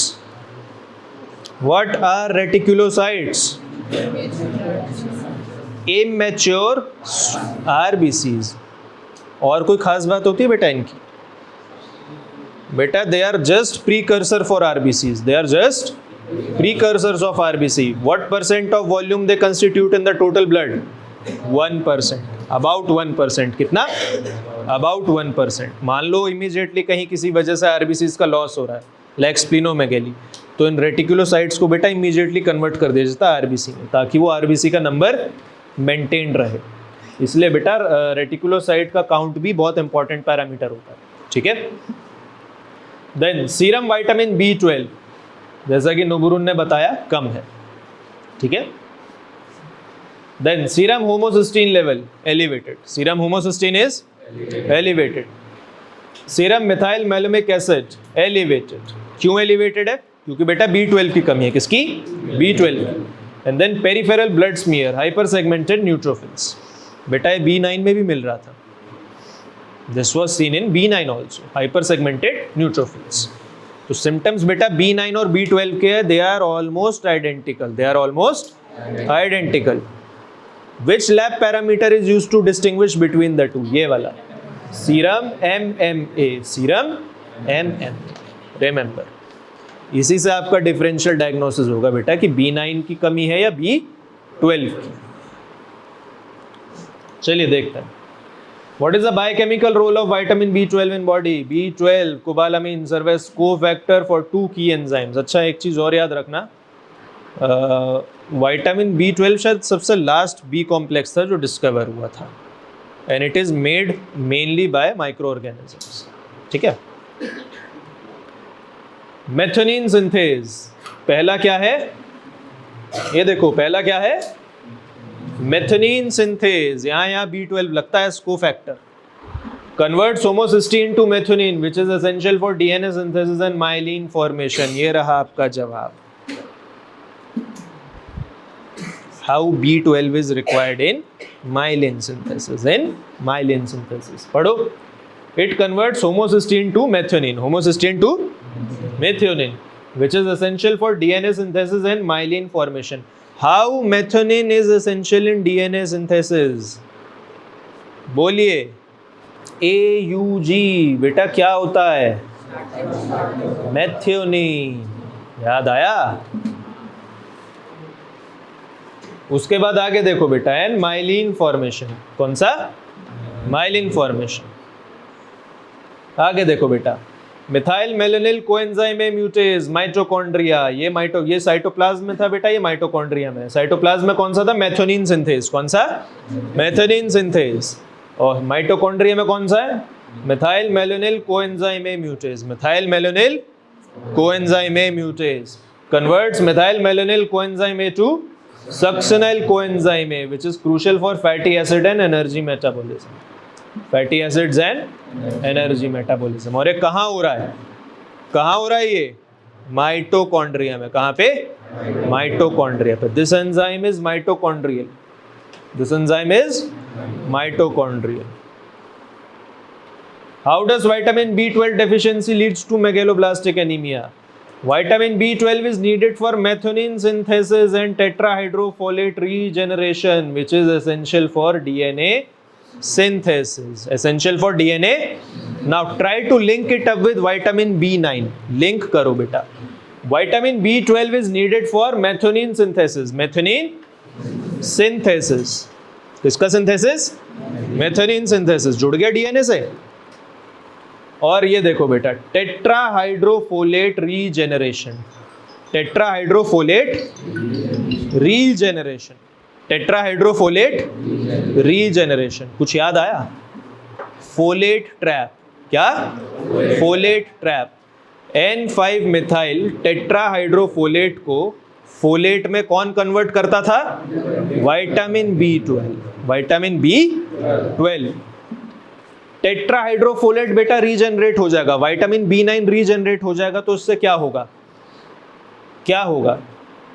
That acetylation, methylation and 1 carbon metabolism can easily proceed in cell, जिससे बेटा रेप्लिकेशन, ट्रांसलेशन, ट्रांसक्रिप्शन चलती रहेगी आपकी, और दूसरे मेटाबॉलिक पाथवेज भी चलते रहेंगे। समझ आई बात? This is how B9 is linked to B12. Now, deficiency leads to impaired DNA replication in erythroid precursor, causing nuclear cytoplasmic asynchrony. क्या मतलब हुआ इसका? आरबीसी का मैच्योरेशन में क्या होता है पता है? इनिशियली उसका न्यूक्लियस बहुत बड़ा होता है, बहुत बड़ा होता है, सेल ऑर्गेनेल्स बहुत ज़्यादा होता है। सबसे पहले सेल ऑर्गेनेल्स डीजेनरेट होता है, फिर बेटा न्यूक्लियस धीरे धीरे श्रिंक करता जाता है। एक स्टेज आती है रेटिकुलोसाइट से पहले, थोड़ा सा नाम याद नहीं आ रहा अब उसका, फिजियो में देखना, फिजियो में आपको बताएंगे। In that the nucleus completely disappears, that nucleus completely disappears. अब अगर बेटा B12 की डेफिशिएंसी हो जाए, किसकी? B12 की, that DNA maturation does not occur, the DNA maturation does not occur. Eventually what will happen? Nuclear cytoplasmic asynchrony. मान लो मैच्योरेशन किसी एक आगे स्टेज तक पहुंच गया जहां पे न्यूक्लियस को डिसअपियर हो जाना चाहिए था, पता चला न्यूक्लियस अभी भी बचा हुआ है वहां पे। अगर न्यूक्लियस मैच्योर आरबीसी में बचा रह जाएगा तो क्या होगा? हीमोग्लोबिन तो उतना नहीं आ पाएगा, उससे क्या होगा बेटा? ऑक्सीजन कैरिंग कैपेसिटी भी उसकी हैम्पर होगी। This is why nuclear cytoplasmic asynchrony occurs in vitamin B12 deficiency. This results in macrocytosis and presence of hypersegmented neutrophils in blood smear. Okay? Why do patients with vitamin B12 deficiency develop neurological symptoms? Vitamin B12 is essential for conversion of methylmalonyl coenzyme A to succinyl coenzyme. Methylmalonyl coenzyme A to succinyl coenzyme A. Accumulation of methylmalonic acid leads to demyelination of dorsal column, lateral corticospinal tracts and spinocerebral tracts. कहाँ होते हैं पता है? These are pathways in spinal cord. कहाँ पे? Spinal cord. ये देखो, This is somewhat spinal cord. Somewhat spinal cord. बेटा spinal cord को काटते हैं तो कुछ कुछ ऐसी दिखती है ना, एक रफ सेक्शन यही होता है। ये देखो बेटा, दीज आर ऑल थिंग्स ना, डीमाइलिनेशन ऑफ, जरा पढ़ो वहां से क्या, डॉर्सल कॉलम्स। डॉर्सल बेटा हमारे स्पाइनल कॉर्ड में ऐसे कॉलम्स होते हैं, क्या होते हैं? कॉलम्स होते हैं। These run through entire tract of spinal cord, entire tract of spinal cords. कुछ यहाँ होते हैं बेटा, कुछ यहाँ होते हैं, then there are some here, all over, scattered all over here. इनका काम क्या होता है पता है? They have specific nucleus for generation or relaying the message of spinal nerves. Relaying the messages of spinal nerves.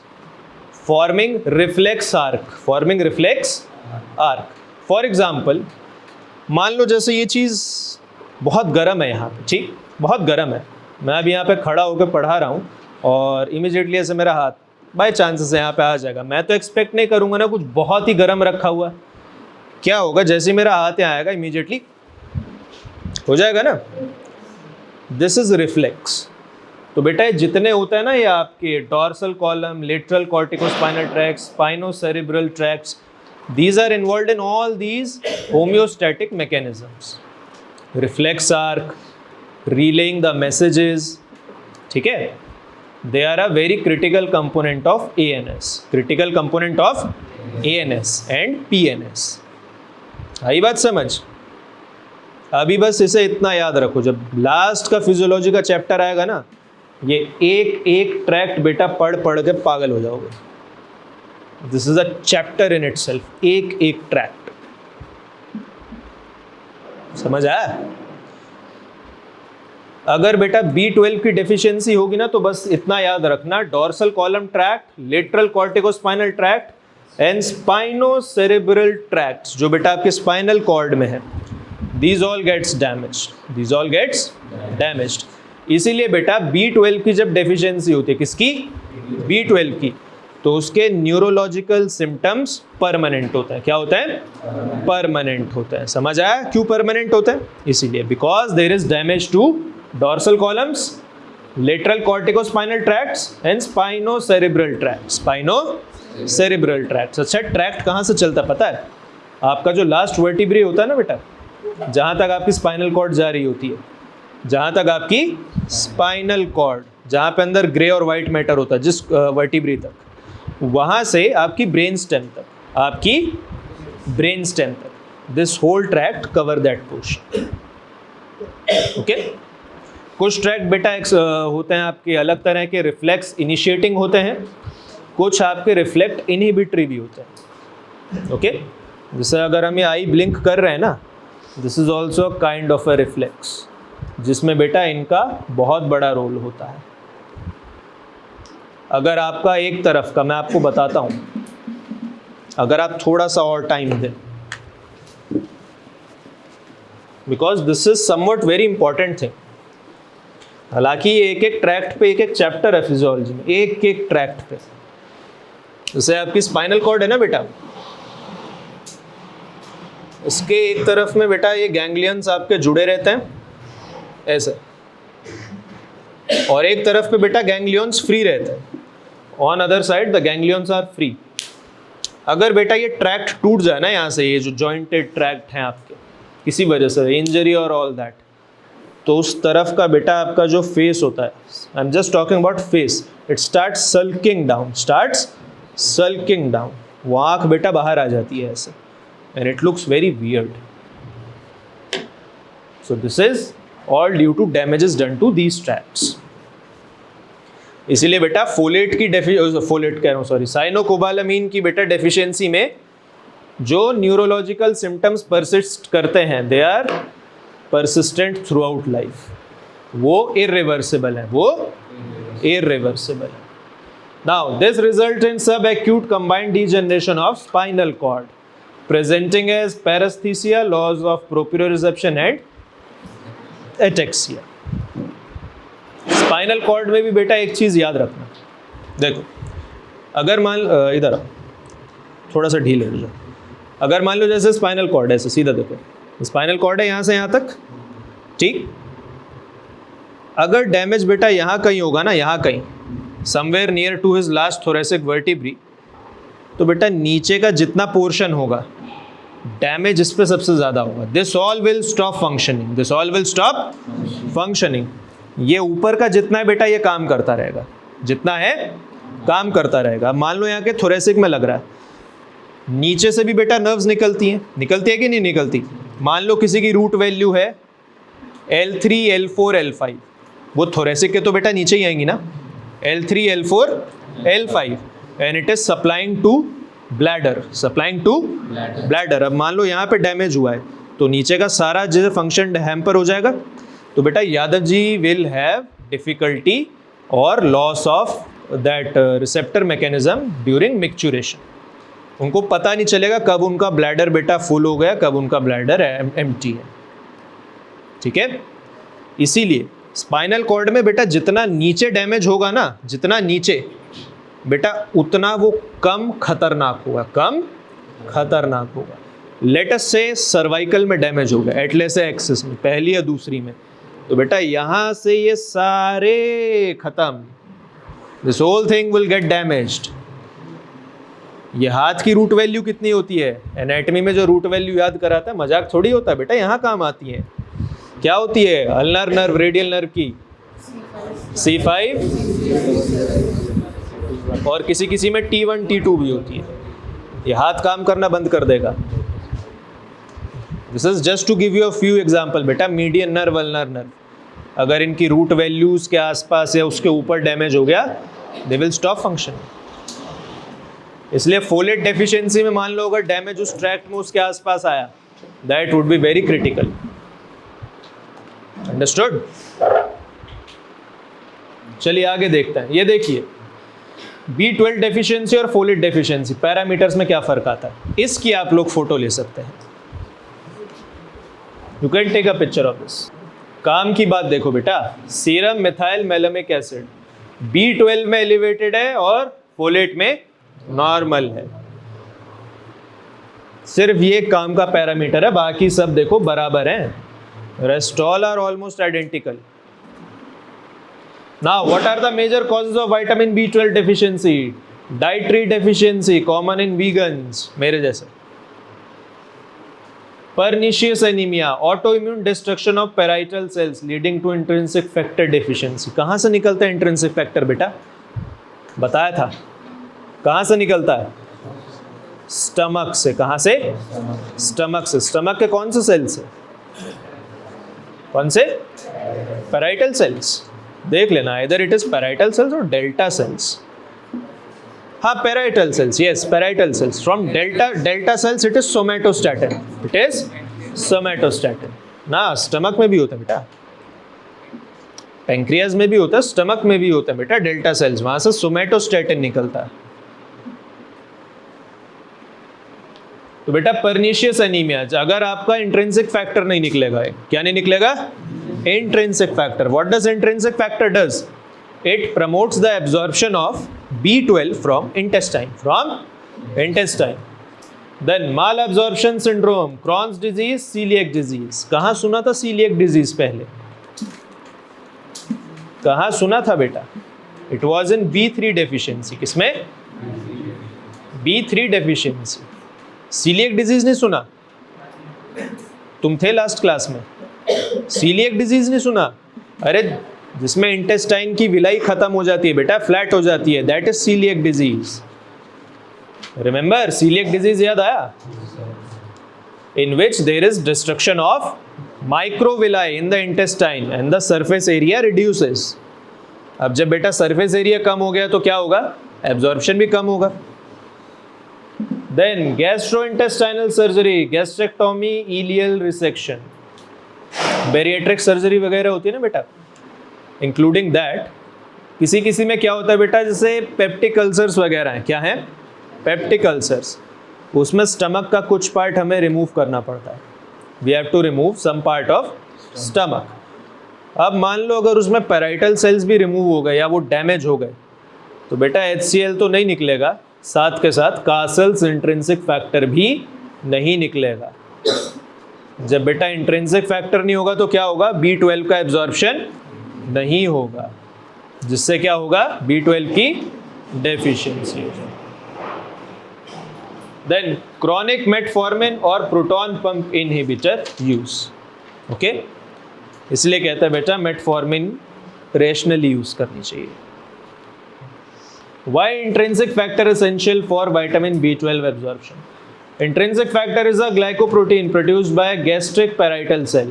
It binds to vitamin B12 in duodenum and facilitate its absorption in terminal ileum.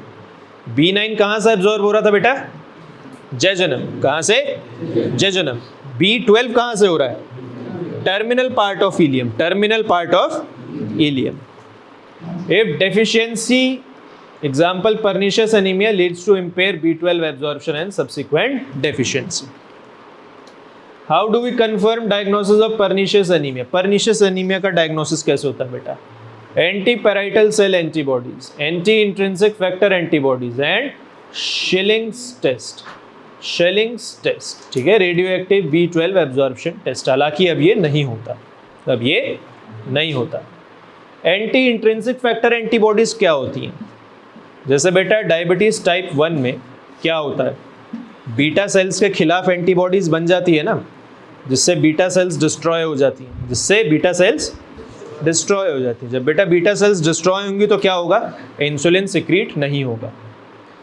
Type 2 diabetes में क्या होता था बेटा? Insulin was secreted in proper amount, लेकिन वहाँ पे receptor की, glute receptors की दिक्कत थी, या तो वो डिफेक्टिव थे या उनका नंबर कम था. टाइप 1 में क्या होता था बेटा? इंसुलिन ही सिक्रीट नहीं होता था. क्यों? क्योंकि body has produced auto immune antibodies against beta cells, जिससे वो डिस्ट्रॉय हो गई हैं. Similar thing is happening here. Parietal cells के अगेंस्ट जो इंट्रिंसिक, जहाँ से इंट्रिंसिक फैक्टर निकलता है, बेटा अगर उन्हीं सेल्स के अगेंस्ट एंटीबॉडीज बन जाए, क्या बन जाए? एंटीबॉडीज. तो बेटा पैराइटल सेल्स डिस्ट्रॉय हो जाएंगे ना, parietal cells would be destroyed. So what will happen? There would be no secretion of intrinsic factor. Parietal cells और क्या निकलता है? What is secreted from parietal cells apart from? Yes, HCl. Schilling's test बेटा ये historical है, नाम याद कर लेना, करवाता कोई नहीं है। Now what is the treatment for vitamin B12 deficiency? Once again चढ़ा दीजिए B12। Answer cyanocobalamin injections 1000 microgram IM daily for 1 week, ठीक। Then weekly for 1 month. What is IM पता है? इट इज इंट्रामस्कुलर, ठीक है। Then weekly for 1 week, then weekly for 1 month, then monthly for life in pernicious anemia। Oral supplementation बेटा high dose लगती है इसमें, 1000 से 2000 माइक्रोग्राम। कितना? Microgram. If absorption is intact, then monitor reticulocyte response, peak at 7 to 10 days after treatment initiation। अगर आपकी reticulocyte की count बेटा बढ़ रही है या उनका स्ट्रक्चर या जिसे कहना चाहिए आपका फिजियोलॉजी या प्रॉपर हिमेटोक्रिट पैरामीटर्स इंप्रूव हो रहे हैं, that means the treatment is getting effective, treatment अच्छे से हो रहा है। रेटिकुलोसाइट कितनी होती है बेटा? It is somewhere 1 to 2%। अगर उनका नंबर प्रॉपर अपने उस पर आ गया है रेटिकुलोसाइट्स का, इसका मतलब क्या है? ट्रीटमेंट जो है वो ठीक हो गया, it is up to the mark. Thank you.